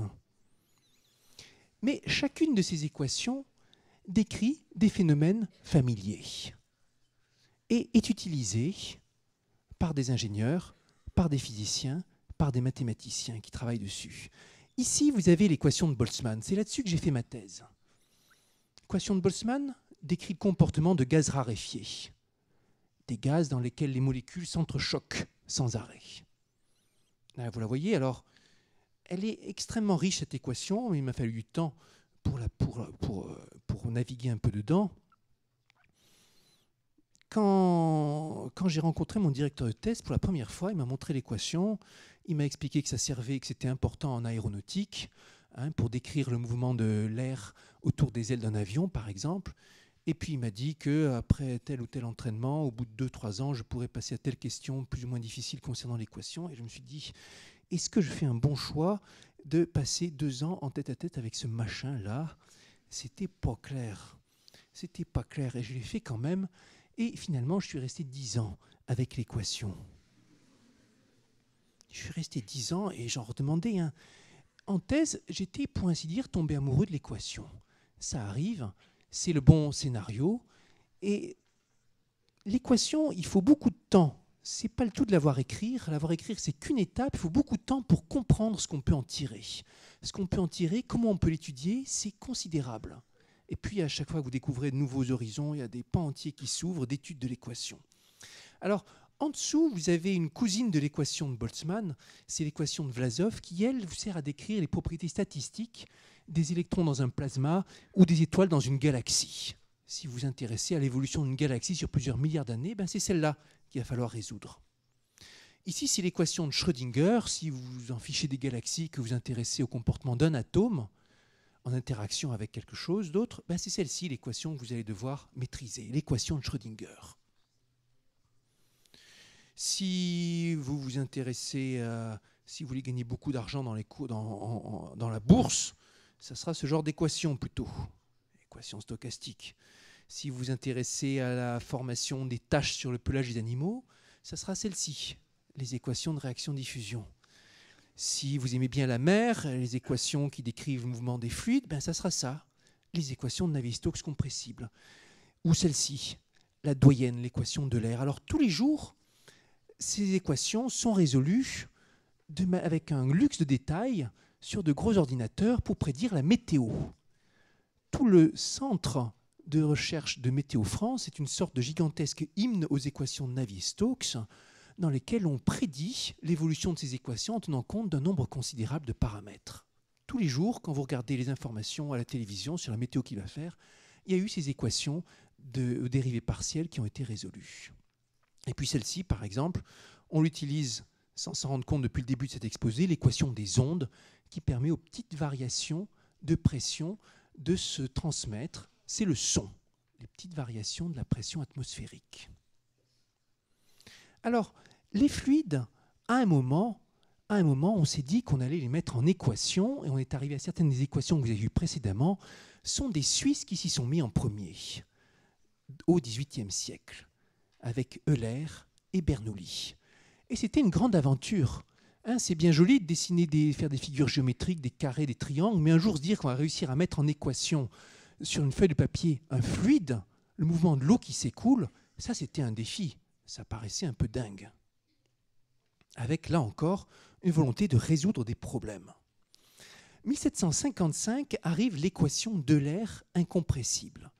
La plus simple, la première, et l'une des plus redoutables aussi. Équation qui porte sur les variations du champ de vitesse U, qui vous indique en chaque point, aux fonctions du temps, la vitesse du fluide. Est-ce que c'est par là, par là, par là? C'est le vecteur U qui vous le dit. En chaque point, vous avez un vecteur. Et puis, vous regardez comment il varie par rapport au temps. Vous avez la dérivée partielle par rapport au temps. Et puis, ça lie aussi les variations par rapport à l'espace. Ici, ça c'est pour la dérivée partielle par rapport à l'espace. Bon, et puis là, il y a la pression qui intervient. C'est une équation qui modélise l'écoulement de fluide parfait, incompressible, sans frottement interne, le plus simple que vous puissiez imaginer. Équation, c'est un progrès remarquable, et pourtant, ça posait des problèmes. Dans les années 1750, en France, d'Alembert remarque qu'il y a un souci avec les équations de l'air. Il me semble que la théorie, développée avec toute la rigueur possible, donne au moins dans plusieurs cas une résistance nulle. Paradoxe singulier. Qu'est-ce que ça veut dire une résistance nulle? Si vous croyez à l'équation de l'air, et si vous partez d'une situation dans laquelle il n'y a pas de tourbillon, c'est la situation à laquelle il fait allusion, eh bien, vous ne sentirez jamais de résistance du fluide. Vous déplacerez dans une piscine sans sentir aucune force que le fluide exercerait sur vous. Ça, ce n'est pas une bonne nouvelle si on veut s'intéresser au vol. Parce que tout est comme ça. Hein. Le vol, c'est quoi? C'est faire en sorte que vous allez pouvoir vous appuyer sur l'air, sentir la poussée que l'air exerce sur vous. Et il y a une anecdote, peut-être apocryphe, qu'on raconte à cette époque, que l'Académie des sciences aurait mis à prix précisément la question « Comment font les oiseaux pour voler, alors qu'ils sont plus lourds que l'air ?» Et puis, tel et tel physicien, mathématicien répond à la question, envoie sa solution à l'Académie, et la seule démonstration rigoureuse était celle de d'Alembert, établissant sans l'ombre d'un doute que les oiseaux ne peuvent pas voler. On était mal barrés. Alors, on voit ça, on se dit peut-être que finalement, ça ne se met pas en équation. Est-ce que vous croyez que c'est la bonne conclusion? Bien sûr que non. La bonne conclusion, c'est qu'on n'a pas la bonne équation et qu'il faut raffiner le modèle. Raffiner le modèle, en l'occurrence, ça voulait dire tenir compte des frottements internes au fluide et ajouter un terme que vous voyez ici, avec le fameux Laplacien. Voilà, je n'aurais pas dû vous mettre l'équation écrite comme ça, parce que ça, c'est la même chose que le Laplacien. Un terme qui prend en compte des frottements internes, comme on a vu arriver dans d'autres équations, par exemple celle qui décrit l'évolution de la chaleur, un terme en plus qui décrit les frottements, et là, on était capable d'avoir ces tourbillons, d'avoir la poussée du fluide, on était capable de sentir la résistance et de faire voler les oiseaux. Donc ça, c'était une étape importante. C'est venu dans les années 1800, 1820, 1845, et c'était un des éléments du puzzle dont on a besoin pour modéliser le vol de la chauve-souris ou de n'importe quel autre objet qui vole. L'autre ingrédient dont on avait besoin, le progrès technologique majeur du XXe siècle, c'était les ordinateurs. Les ordinateurs, contrairement à une idée fausse répandue, ne dispensent jamais de réfléchir aux équations. C'est seulement la conjonction d'une bonne compréhension de l'équation et d'une bonne force de frappe de calcul qui vous permet d'avoir des conclusions utiles et percutantes.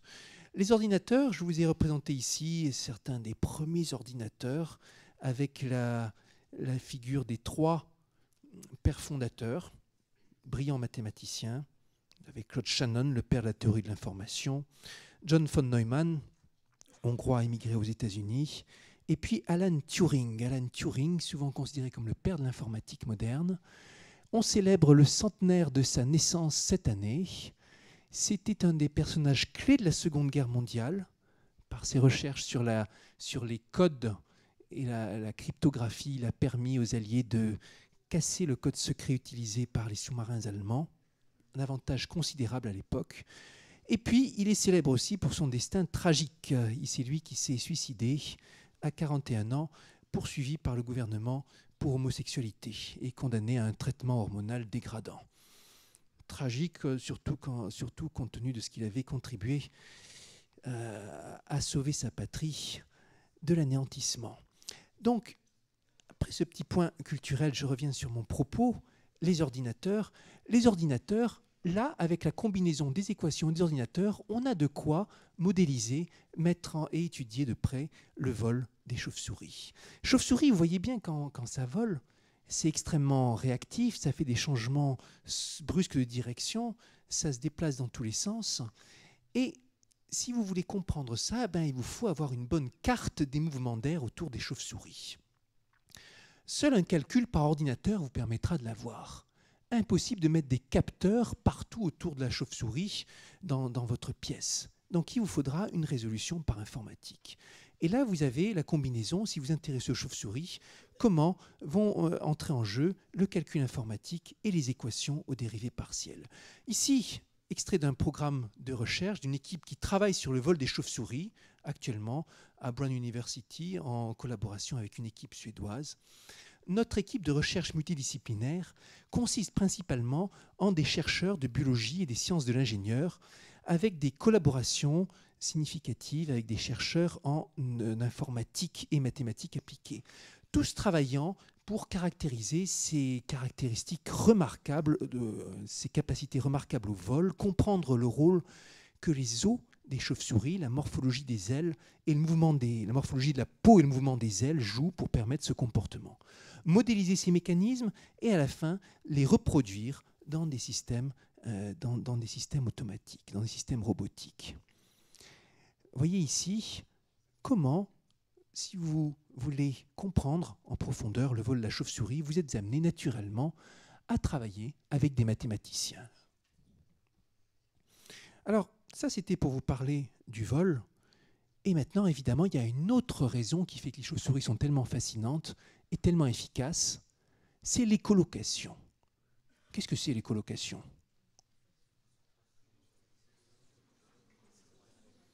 Ouais, l'écholocation, c'est la faculté des chauves-souris de se diriger à l'ouïe. Contrairement à ce qu'on croit souvent, les chauves-souris ne sont pas aveugles, mais ce qui est vrai, c'est qu'elles sont capables de se déplacer dans le noir complet, en explorant leur environnement à coups d'ondes sonores. Elle envoie une onde, elle regarde l'écho, elle analyse l'écho pour savoir toutes sortes de choses importantes. Où sont les arbres pour ne pas se cogner, ou les maisons, où sont les insectes qu'on va manger, et ainsi de suite. L'écholocation. Les chauves-souris ne sont pas les seuls à faire ça. Vous avez aussi les dauphins. On parle du sonar des dauphins. Les dauphins envoient des ondes sonores dans l'eau et puis étudient l'écho pour savoir où se diriger. Certains oiseaux le font. Et puis, pour les amateurs de manga, ils savent bien qu'il y a ce personnage classique et mythique du samouraï aveugle, Zatoichi, qui se repère uniquement à l'ouïe, avec des facultés extraordinaires. Pas entièrement un mythe, car il existe des individus qu'on appelle des chauves-souris humaines, souvent aveugles, devenus aveugles très tôt, qui développent la capacité d'analyser les échos de sons qu'ils émettent, par exemple avec la langue, pour explorer leur environnement. Vous en avez un ici. Bel exemple de plasticité neuronale, d'ailleurs. Alors, comment ça fonctionne ? Quelle que soit la configuration, c'est toujours la même chose. Vous émettez des ondes et vous voyez ce qui revient. Ça peut être des ondes électromagnétiques, comme dans le radar, ou ça peut être des ondes sonores, comme pour la chauve-souris et le dauphin. Et puis, vous analysez le signal et vous voulez en récupérer toutes sortes d'informations. Et c'est tout un art d'analyser le signal. Le signal, lui, se propage grâce à l'équation des ondes dont je vous ai parlé tout à l'heure. Pour comprendre l'écholocation, il faut commencer par comprendre le son. Le son, je vous l'ai dit tout à l'heure, c'est les petites variations de pression. Ici, pression plus élevée, pression plus basse, pression plus élevée, pression plus basse. Et on a coutume de parler de son pur quand on a un signal sinusoïdal avec une fréquence particulière. Cette fréquence, on y est sensible et ça s'appelle la hauteur. S'il y a 440 battements par seconde, on entend un La. S'il y en a 880, on entend encore un La, mais l'octave au-dessus. S'il y en a 220, encore un La, mais l'octave en dessous. Et puis, si vous passez de 440 à, alors c'est quoi, multiplié par 3,5 à 660, vous obtenez la quinte, le Mi, et ainsi de suite. Vous pouvez comme ça construire toute votre gamme avec les variations de fréquence. Et on fait remonter d'ailleurs l'origine de la construction classique de la gamme à qui ? Pythagore. On a parlé au début pour parler du théorème de Pythagore, mais c'est aussi lui. La gamme pythagoricienne, c'est la première construction mathématique solide de la gamme, basée sur des octaves et des quintes, et puis une petite triche à un moment, parce que avec des octaves et des quintes, on ne retombe pas vraiment sur ses pieds. Il faut tricher un petit peu. Alors, on est sensible aussi, quand on étudie le son, à l'amplitude, la force du son, selon que les variations sont fortes ou faibles. Et avec tout ça, il s'agit d'analyser le signal qu'on reçoit. Là aussi, c'est un problème mathématique. Et le premier à s'intéresser de manière sérieuse aux signaux périodiques, comme ça peut être pour le son, c'est Joseph Fourier, un personnage assez épatant. Lui, c'était un excellent politique, en plus d'être un excellent mathématicien. Il a été préfet. Et en 1822, il fonde une théorie extraordinaire, théorie de la chaleur, qui étudie le refroidissement des corps. C'est la première fois qu'on essaie de mettre la chaleur en équation mathématique. Et puis, il vient avec cette idée que n'importe quel signal, on peut le décomposer en sinus et cosinus. C'est le début du traitement du signal.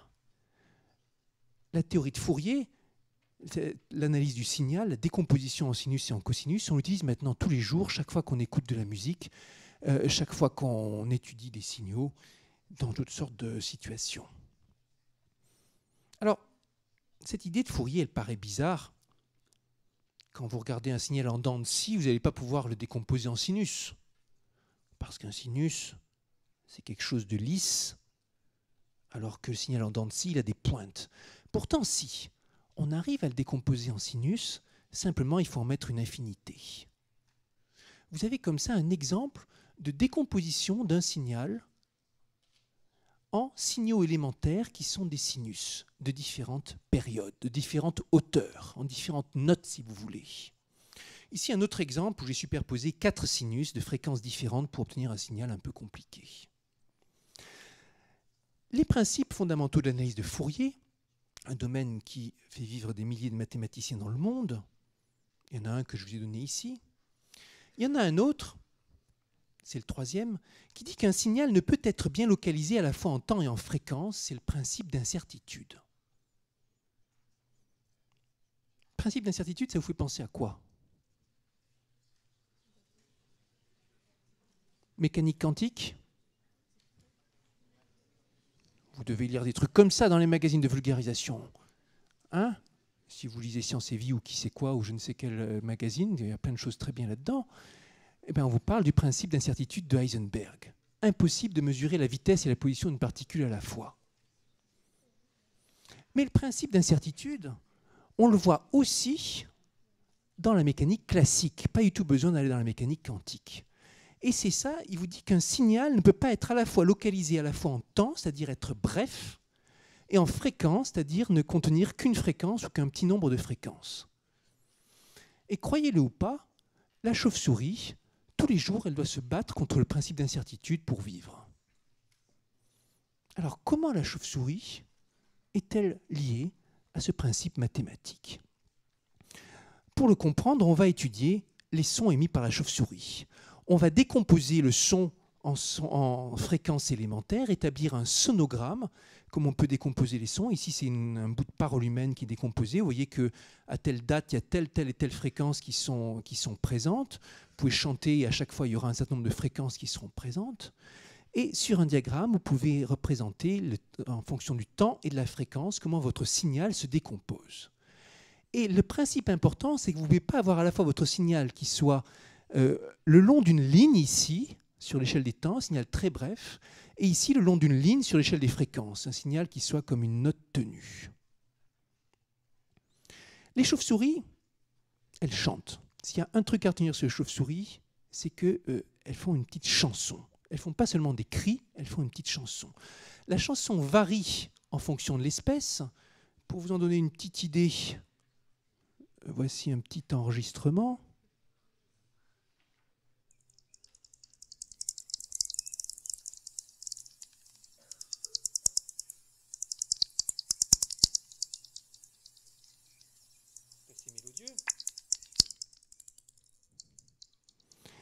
Et la chauve-souris, elle chante, elle ne se contente pas d'émettre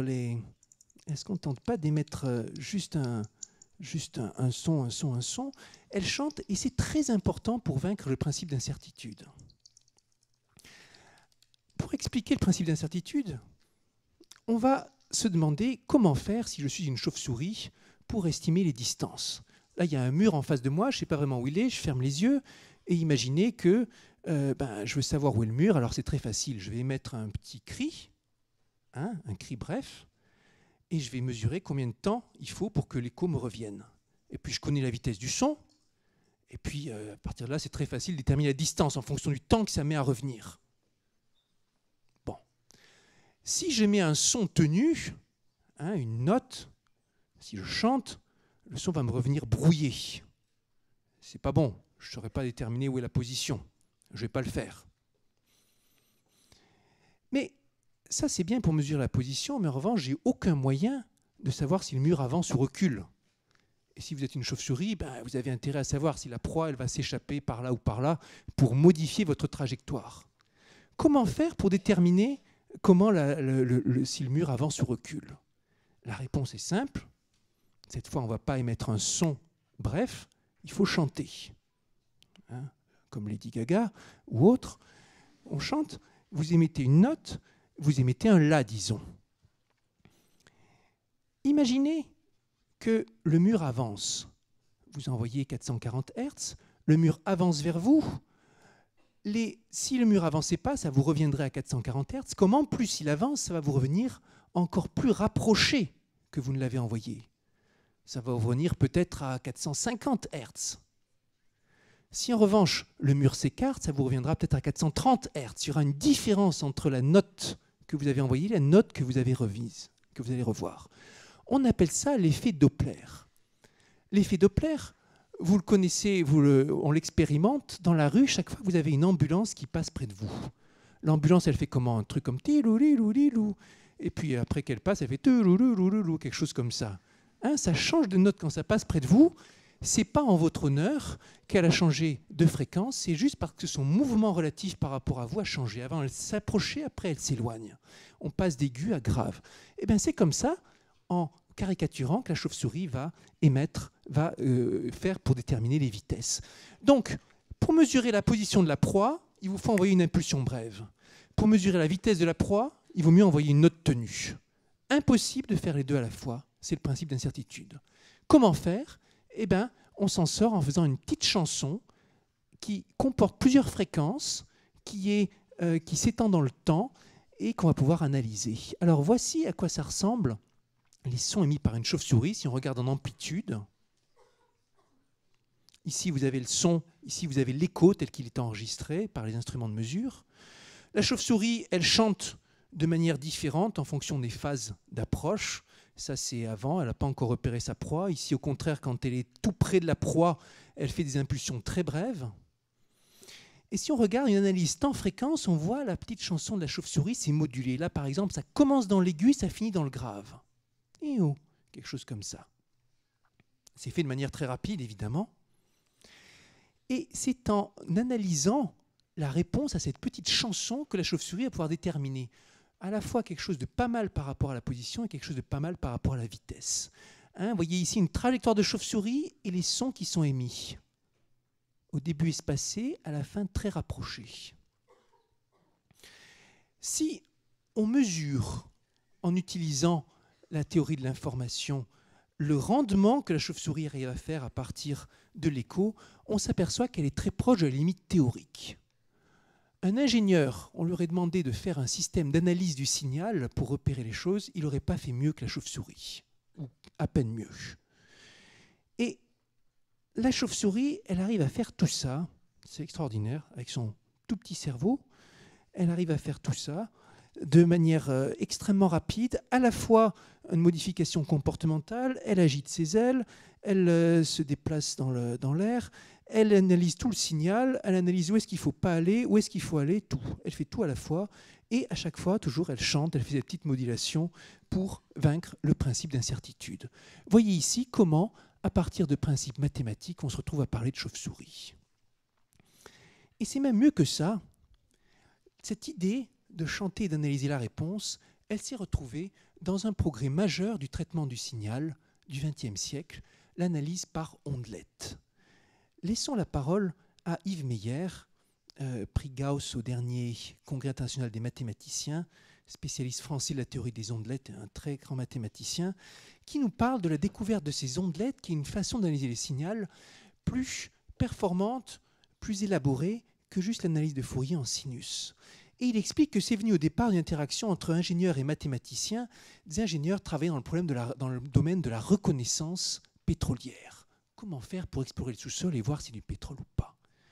Goupillot suggéra d'envoyer dans le sous-sol une vibration courte et modulée en fréquence au lieu de faire exploser des charges. Courte et modulée en fréquence. Les modulées en fréquence, ça veut dire que vous avez de l'aigu et du grave en fonction du temps. L'énergie dépensée et les dégâts occasionnés sont alors réduits. Ce même principe est utilisé par le sonar de la chauve-souris. La vibrosismique était née. Les physiciens durent s'effacer devant les spécialistes du traitement du signal. Ces derniers élaborèrent des logiciels informatiques qui, en un sens, imitent le fonctionnement du cerveau de la chauve-souris. Et voilà comment on passe de la chauve-souris à votre technique d'exploration pétrolière. Voilà, c'est la fin de l'exposé. Qu'est-ce qu'on va dire ? Il y a eu des choses un peu décousues dans l'exposé, mais un principe sous-jacent. On a vu sur plusieurs exemples comment, derrière une question de taxonomie biologique, derrière une question liée au vol des chauves-souris, derrière une question liée à la compréhension de l'écolocation, à chaque fois on a trouvé des problèmes mathématiques. Et quand on veut les analyser en profondeur, il y a besoin de mathématiciens. La plupart du temps en collaboration avec soit des biologistes, soit des physiciens, soit des informaticiens. Alors pour terminer, voici un petit film où on voit la chauve-souris à l'œuvre.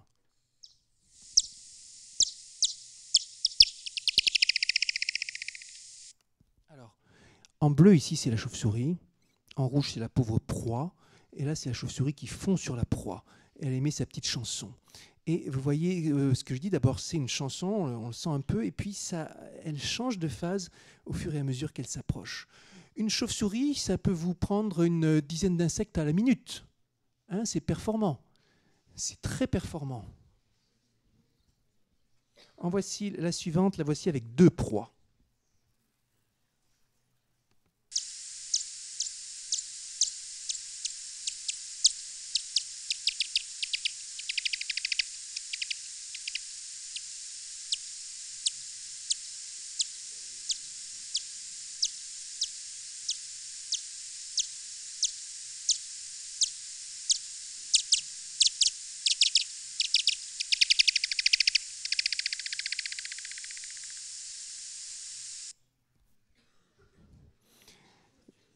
Dans l'exemple suivant, nous allons voir la chauve-souris repérer une proie parmi des obstacles. La proie se déplace, les obstacles non.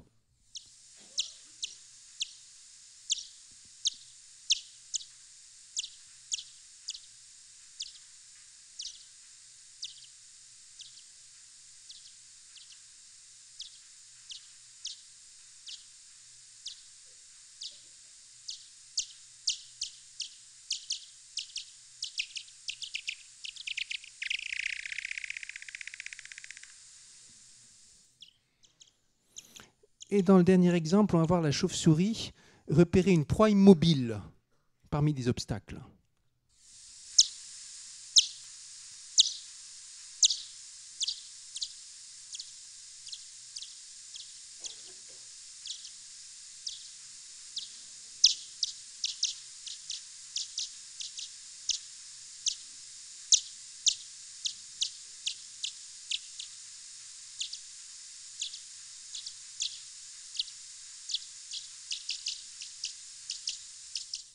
Et voilà. Ici, comment on va dire, la proie était... Voilà, la proie était immobile, elle a commencé par la passer une fois, et puis elle est revenue sur ses pas pour remanger la proie. Bon, et qu'est-ce qu'on va dire sur cet exemple, on voit comme c'est efficace, hein, elle a réussi à la repérer alors même qu'elle ne bougeait pas. Alors, je vous ai parlé de collaboration entre scientifiques. Cet exposé a aussi été préparé en collaboration avec des gens issus de l'industrie et des gens issus de la physique ou de la biologie.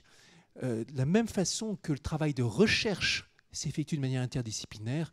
Le travail d'exploration des problèmes s'effectue aussi de manière interdisciplinaire.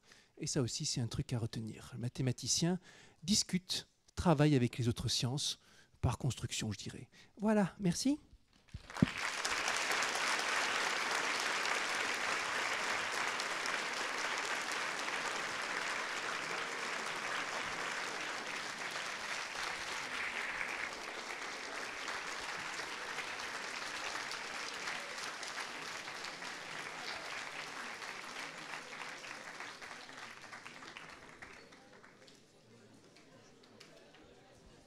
Donc, on a le temps pour quelques questions.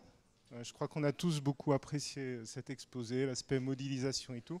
Juste pour vous dire, à l'IRMA, ici, le dernier jeune collègue qu'on a invité l'an dernier, il fait de la modélisation de troupeaux de moutons. On s'amuse aussi beaucoup en faisant de la modélisation de troupeaux de moutons. Donc, je suis sûr que dans la salle, il y aura beaucoup de questions, ou quelques questions. On a le temps de faire d'abord quelques questions dans cet amphithéâtre, peut-être un quart d'heure à côté. Je ne sais pas quel est le timing exact. Donc, qui est-ce qui voudrait poser une question? Oui?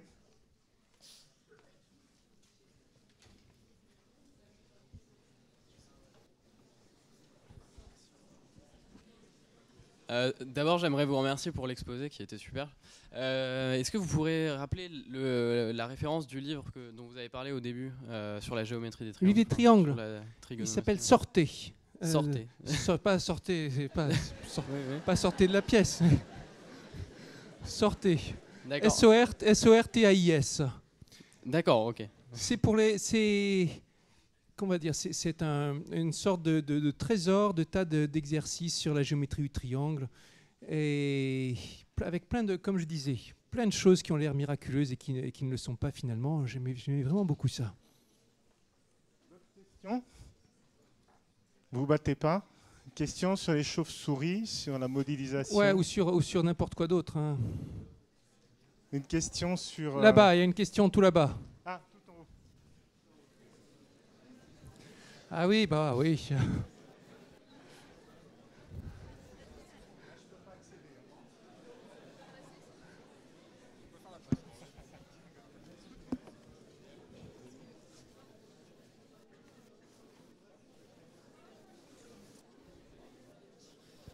Merci. Je voulais savoir, comment est-ce que la chauve-souris elle fait pour faire la différence justement entre la proie qui est immobile et aussi les obstacles qui sont tous les deux immobiles? Elle le fait à la texture. Et on voit que c'est pas, elle a besoin de, on voit sur la trajectoire, elle repasse et puis elle revient. Hein, il lui faut un petit temps d'exploration, de vérification. Elle le fait à la texture et ça montre bien qu'elle arrive à repérer des choses très fines. Parce que la texture de la proie, c'est pas la même chose que la texture des obstacles. Et la question de la reconnaissance des textures, même du point de vue de la vision, c'est quelque chose d'extrêmement subtil. Par exemple, ici, là, en regardant la pièce, mon cerveau arrive, comme le cerveau de n'importe qui, arrive à distinguer quelles sont les parties qui sont lisses, des parties qui au contraire ont quelque chose de plus, qui serait plus granuleux ou quelque chose de plus en relief, simplement au vu de choses qui sont assez dures à apprécier. On arrive à reconnaître les textures, en partie par apprentissage, en partie par la façon dont je ne saurais pas le dire de plus. On arrive à analyser des signaux très complexes et à reconnaître la texture à laquelle ça correspond. Et on le fait sans s'en rendre compte parce que notre cerveau apprend à le faire tout seul. Pareil pour le cerveau de la chauve-souris. Donc elle apprend à reconnaître que la texture de l'insecte, au vu du signal qu'il renvoie, n'est pas la même que la texture des proies. Ici.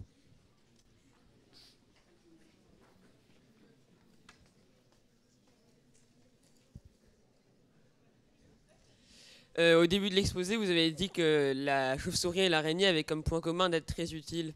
Et enfin, en quoi est-ce que c'est si utile que ça, une chauve-souris Ah, c'est les mêmes. La même chose, la même raison. L'un et l'autre sont des insecticides naturels extrêmement performants et sans effet secondaire. Les chauves-souris, une chauve-souris, alors faites le compte, hein, je vous ai dit 10 insectes à la minute. Donc on est sur de 600 insectes à l'heure. En une soirée, une chauve-souris, ça vous mange des milliers d'insectes. Alors, si vous avez des centaines de chauves-souris dans le coin, vous faites le compte. Hein. Donc ça économise autant en insecticides et surtout c'est sans effet secondaire. Pas de pollution ni rien. D'autres questions? Ouais, je vous trouve bien. Ah oui, ici. En avant. J'aurais une question à propos de la recherche et tout ça. Vous dites que la recherche avance et tout ça, et j'ai lu votre livre.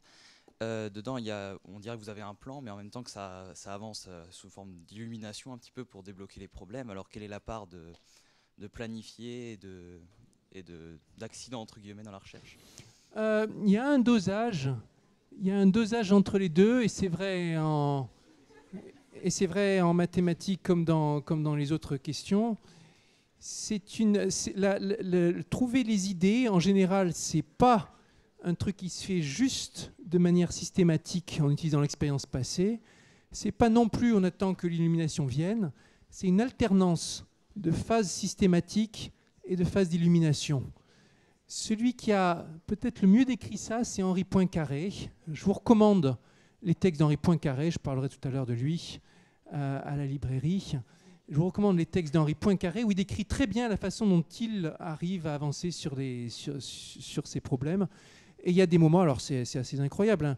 Il raconte comment il sèche sur un problème, il avance, et puis un jour, il fait une balade, et paf, alors qu'il monte dans le bus, la solution lui vient. Puis il développe la solution, puis il coince encore, et puis il ne sait pas quoi faire. Et puis un jour, il se promène sur une falaise, et hop, il y a une nouvelle illumination. Et puis il continue à bosser, et puis un autre, troisième fois, c'est en traversant un boulevard, et ainsi de suite. Mais ces illuminations, elles ne seraient pas venues s'il n'y avait pas eu d'abord une phase intense et réfléchie. Sur cette question générale sur les idées, peut-être certains d'entre vous ont peut-être vu sur Internet un exposé que j'ai fait il n'y a pas longtemps dans une conférence TED où je parle du processus de genèse des idées et je distingue 7 ingrédients pour avoir une idée, pour faire évoluer une idée. Je ne sais plus si je vais tous les retrouver comme ça, mais il vous faut de la documentation, il vous faut des échanges, mode d'échange qui peut être en face à face, qui peut être électronique. Il vous faut des contraintes. Il y a un rôle important de la part des contraintes dans la genèse des idées, les règles que vous vous donnez.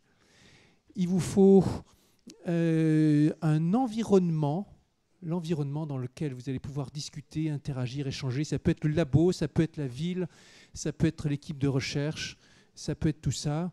Il vous faut le dosage entre les moments de réflexion intense et les moments d'illumination.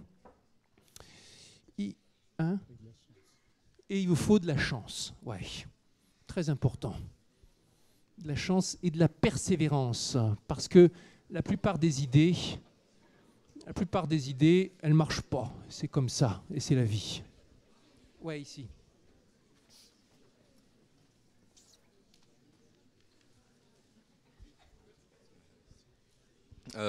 En fait, quand j'ai dit à des amis que je venais à cette conférence sur les mathématiques de la chauve-souris, on m'a un peu pris pour un fou qui ne savait pas profiter de ses vacances.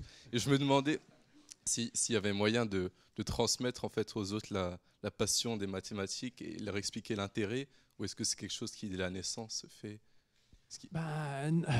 J'espère que ce n'est pas dès la naissance et les gens ne sont pas condamnés depuis leur tendre âge. Non, moi, je crois que, mon expérience, d'abord des conférences publiques, j'en ai fait des dizaines et des dizaines. Et à chaque fois, il y a plein de gens, à chaque fois, il y a des gens qui après me disent « Oh là là, mathématiques, je trouvais ça rébarbatif, inintéressant et tout. » Et puis, à votre exposé, j'ai vu que c'était très intéressant et que c'était lié au monde réel ou à des choses qui m'intéressent. Ça, c'est systématique. Il y a beaucoup plus de gens qui sont prêts à apprécier des problèmes mathématiques qu'on ne croit. Il y a beaucoup de gens, d'abord, qui n'ont simplement pas compris que la mathématique, ça servait à résoudre des problèmes. Ils pensent que c'est une sorte d'exercice formel, comme, je ne sais pas moi, comme pourrait être l'étude de l'araméen ou quelque chose comme ça, ou le copte, pour embêter les gens, ou pour les trier, ou pour leur donner des notes. C'est pas du tout ça. C'est pas du tout ça. Et alors, dans les exposés, donc, qu'est-ce qu'on fait? Les gens, ils aiment quoi? D'abord, ils aiment qu'on leur raconte des histoires, et c'est important de leur parler de ce qu'ont fait les grands scientifiques, de toutes les histoires qui sont derrière les découvertes mathématiques. Ils aiment qu'on leur parle de ce qu'ils connaissent, et vous pouvez expliquer, par exemple, que si un jour il n'y avait pas eu le développement des géométries non euclidiennes au XIXe siècle, on n'aurait pas de GPS qui fonctionne actuellement. Et GPS, ça, ils comprennent bien que c'est intéressant. Et s'il y a une très forte dose de mathématiques là-dedans, et ainsi de suite. À travers n'importe quelle innovation un peu technologique, un peu poussée qu'on voit de nos jours, il y a des progrès mathématiques derrière. Et puis on peut aussi, c'est plus dur, on peut essayer de leur faire sentir des fois à quel point c'est harmonieux, c'est beau. Alors on peut leur montrer comment des choses qui semblent faites dans un certain but se retrouvent à être appliquées à quelque chose de complètement différent. C'était l'exemple de l'ellipse qui se retrouve dans les trajectoires des planètes, par exemple. Là, il y a quelque chose qui peut montrer aux gens que c'est beau. C'est plus dur. Là-bas et ici. Ouais. Là-bas, c'était là-bas. 1, 2, 3, 4, 5, 6, 7e rang. Est-ce que la vidéo, on pourrait la revoir sur Internet ou quelque part sur votre site ou...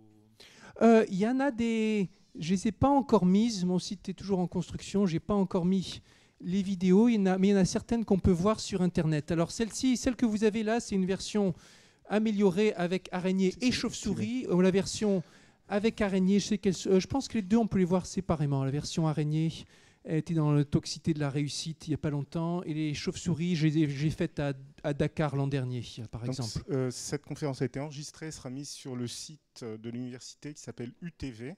Donc vous allez à l'université de Strasbourg, on était UTV, et ça sera mis bientôt sur le site dès que l'université aura fait le nécessaire. Voilà, ça c'est autant dire que c'est déjà fait. Peut-être on prend encore une ou deux autres questions. Encore deux questions. Ici, on en a... Après. Oh là là, il y en a 4 qui se lèvent. Ah, évidemment. 5, 6, 7, 8... Pourquoi il y a bon, pas de ici, allez. Il y a une jeune femme là-bas qui... Ah oui, c'est vrai. Il n'y en a pas. C'est vrai. Oui.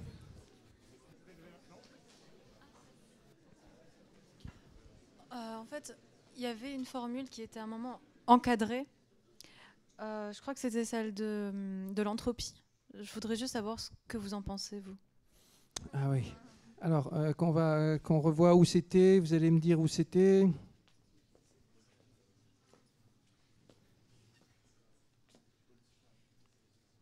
Est-ce que c'était dans celle-ci, là? Là, il n'y a pas d'entropie. Alors, elle est l'entropie, je pense que le seul endroit où elle est dans l'exposé, de manière un peu cachée, c'est dans une des photos. Ici, on ne la voit pas non plus. Il y a plusieurs formules correspondant à l'entropie. Et dans l'une des... Non, toujours pas. Donc ici, voilà. Là, derrière ici, c'est la formule de variation de l'entropie le long de l'équation de Boltzmann. Alors, on ne la voit pas, mais je vais quand même vous dire ce que j'en pense. Hein. C'est la question de l'entropie. Qu'est-ce qu'il faut savoir là-dessus? L'entropie, c'est une notion à la fois simple, profonde et importante. Ça date des années 1860, 1870. Ça vient avec une révolution qui est la physique statistique, qui est une révolution non moins importante que la révolution de la physique quantique au XXe siècle. Et l'idée qu'on va pouvoir expliquer certaines propriétés du monde en utilisant le fait que le monde est constitué d'énormément de constituants élémentaires, comme ici le gaz qui nous entoure. Alors, on va pouvoir utiliser le fait qu'il y a un désordre inhérent à cette description, désordre qui naît de la différence entre ce qu'on arrive à sentir et l'état du gaz lui-même. Ici, dans cette pièce, il faut s'imaginer qu'à chaque instant, vous êtes bombardé par des milliards de particules qui vous cognent dans tous les sens. Dans tous les sens. La trajectoire de chaque particule est impossible à prédire, mais on arrive à prédire très bien le comportement d'ensemble du gaz, de la même façon qu'il y a toutes ces questions de prédictibilité statistique. L'équation de Boltzmann vous donne la prédiction des statistiques de ce gaz, et on sait, et c'est Boltzmann qui l'a démontré, presque rigoureusement, enfin au sens où, évidemment, pour un mathématicien, il y a toujours quelques trucs qui manquent pour que la preuve soit rigoureuse, il a montré de manière très plausible que le désordre de ce gaz, il augmente toujours, et il cherche un état de désordre maximal, simplement parce que c'est ça qui donne le plus de possibilités. Désordre maximal, ça serait quand dans cette pièce, tout le gaz serait dans un état de même température, et une distribution de vitesse qui forme une courbe en cloche. On retrouve cette courbe en cloche comme la distribution statistique dont l'entropie, dont le désordre est maximal, celle qui est le plus difficile, celle pour laquelle c'est le plus difficile de prédire l'état d'une particule en quelque sorte. Et entre parenthèses, c'est ça la vraie explication de l'apparition de cette courbe dans les problèmes statistiques. C'est parce que c'est le maximum d'entropie. Alors c'est fondamental et ça vient avec la croissance de l'entropie, vient avec la flèche du temps, le vieillissement. Alors, oh là là, n'est-on ici? Alors, j'aurais une question sur la mécanique des fluides appliquée à l'air. En 1940, il y a le pont, je crois, de Verrazzano-Narrows ou quelque chose comme ça, de le New Jersey qui s'est effondré parce qu'il y avait des grandes rafales de vent. Et sur le pont se sont créés des tourbillons qui ont fait vibrer le pont à sa fréquence propre. Et le pont, après, il s'est effondré. Sur les ponts, maintenant, ils ont développé des lames qui permettent la création de 2 tourbillons qui vibrent à un intervalle, je ne sais pas lequel, et là, le pont ne s'effondre pas. Là, ça ne s'applique pas à la fréquence propre. Comment ça se fait qu'avec ces lames, le pont ne vibre pas lorsqu'il y a des rafales de vent là, on est sur la question est complexe parce que ça fait intervenir à la fois des problèmes de mécanique des fluides, mais des problèmes de mécanique tout court avec le pont, des problèmes de fréquence, effectivement, comme vous dites, et le fait que le problème étant dans votre pont comme dans un paquet de systèmes, vous avez certaines fréquences caractéristiques pour lesquelles le système va réagir extrêmement fort. Et le problème est tuer ces fréquences en introduisant des choses aléatoires, des choses qui vibrent à d'autres fréquences, de manière à compenser les effets. Le problème des ponts, on sait bien, c'est la même raison pour laquelle une armée qui passe sur un pont doit toujours rompre le pas.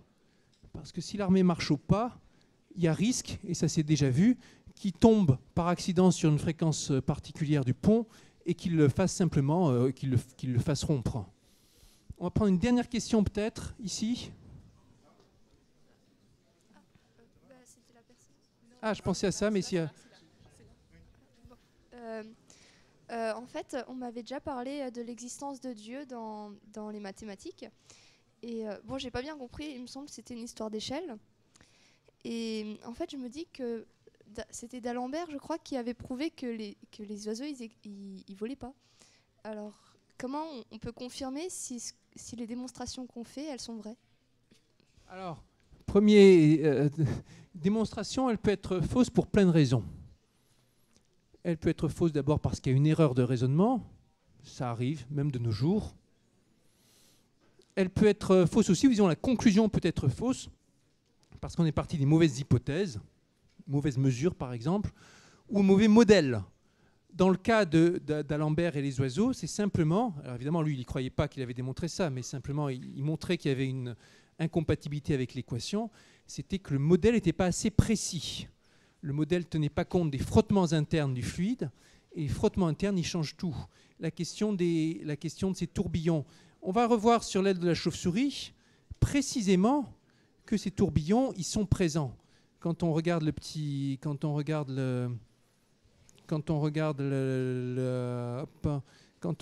profil des vitesses autour de l'aile de la chauve-souris, on voit très bien au bord de l'aile ces tourbillons qui sont caractérisés. Voilà. Ici, vous les voyez? Ça, c'est important. Et tourbillons, il ne pourrait pas apparaître spontanément si on ne tenait pas compte des frottements internes. On appelle ça la viscosité du fluide. Dans un fluide parfait, on ne pourrait pas voler. Mais le fluide n'est pas parfait, heureusement. Voilà. Il y a des questions. Donc on va d'abord, je voudrais qu'on remercie Cédric d'avoir fait cet exposé. Je crois qu'on a... Merci.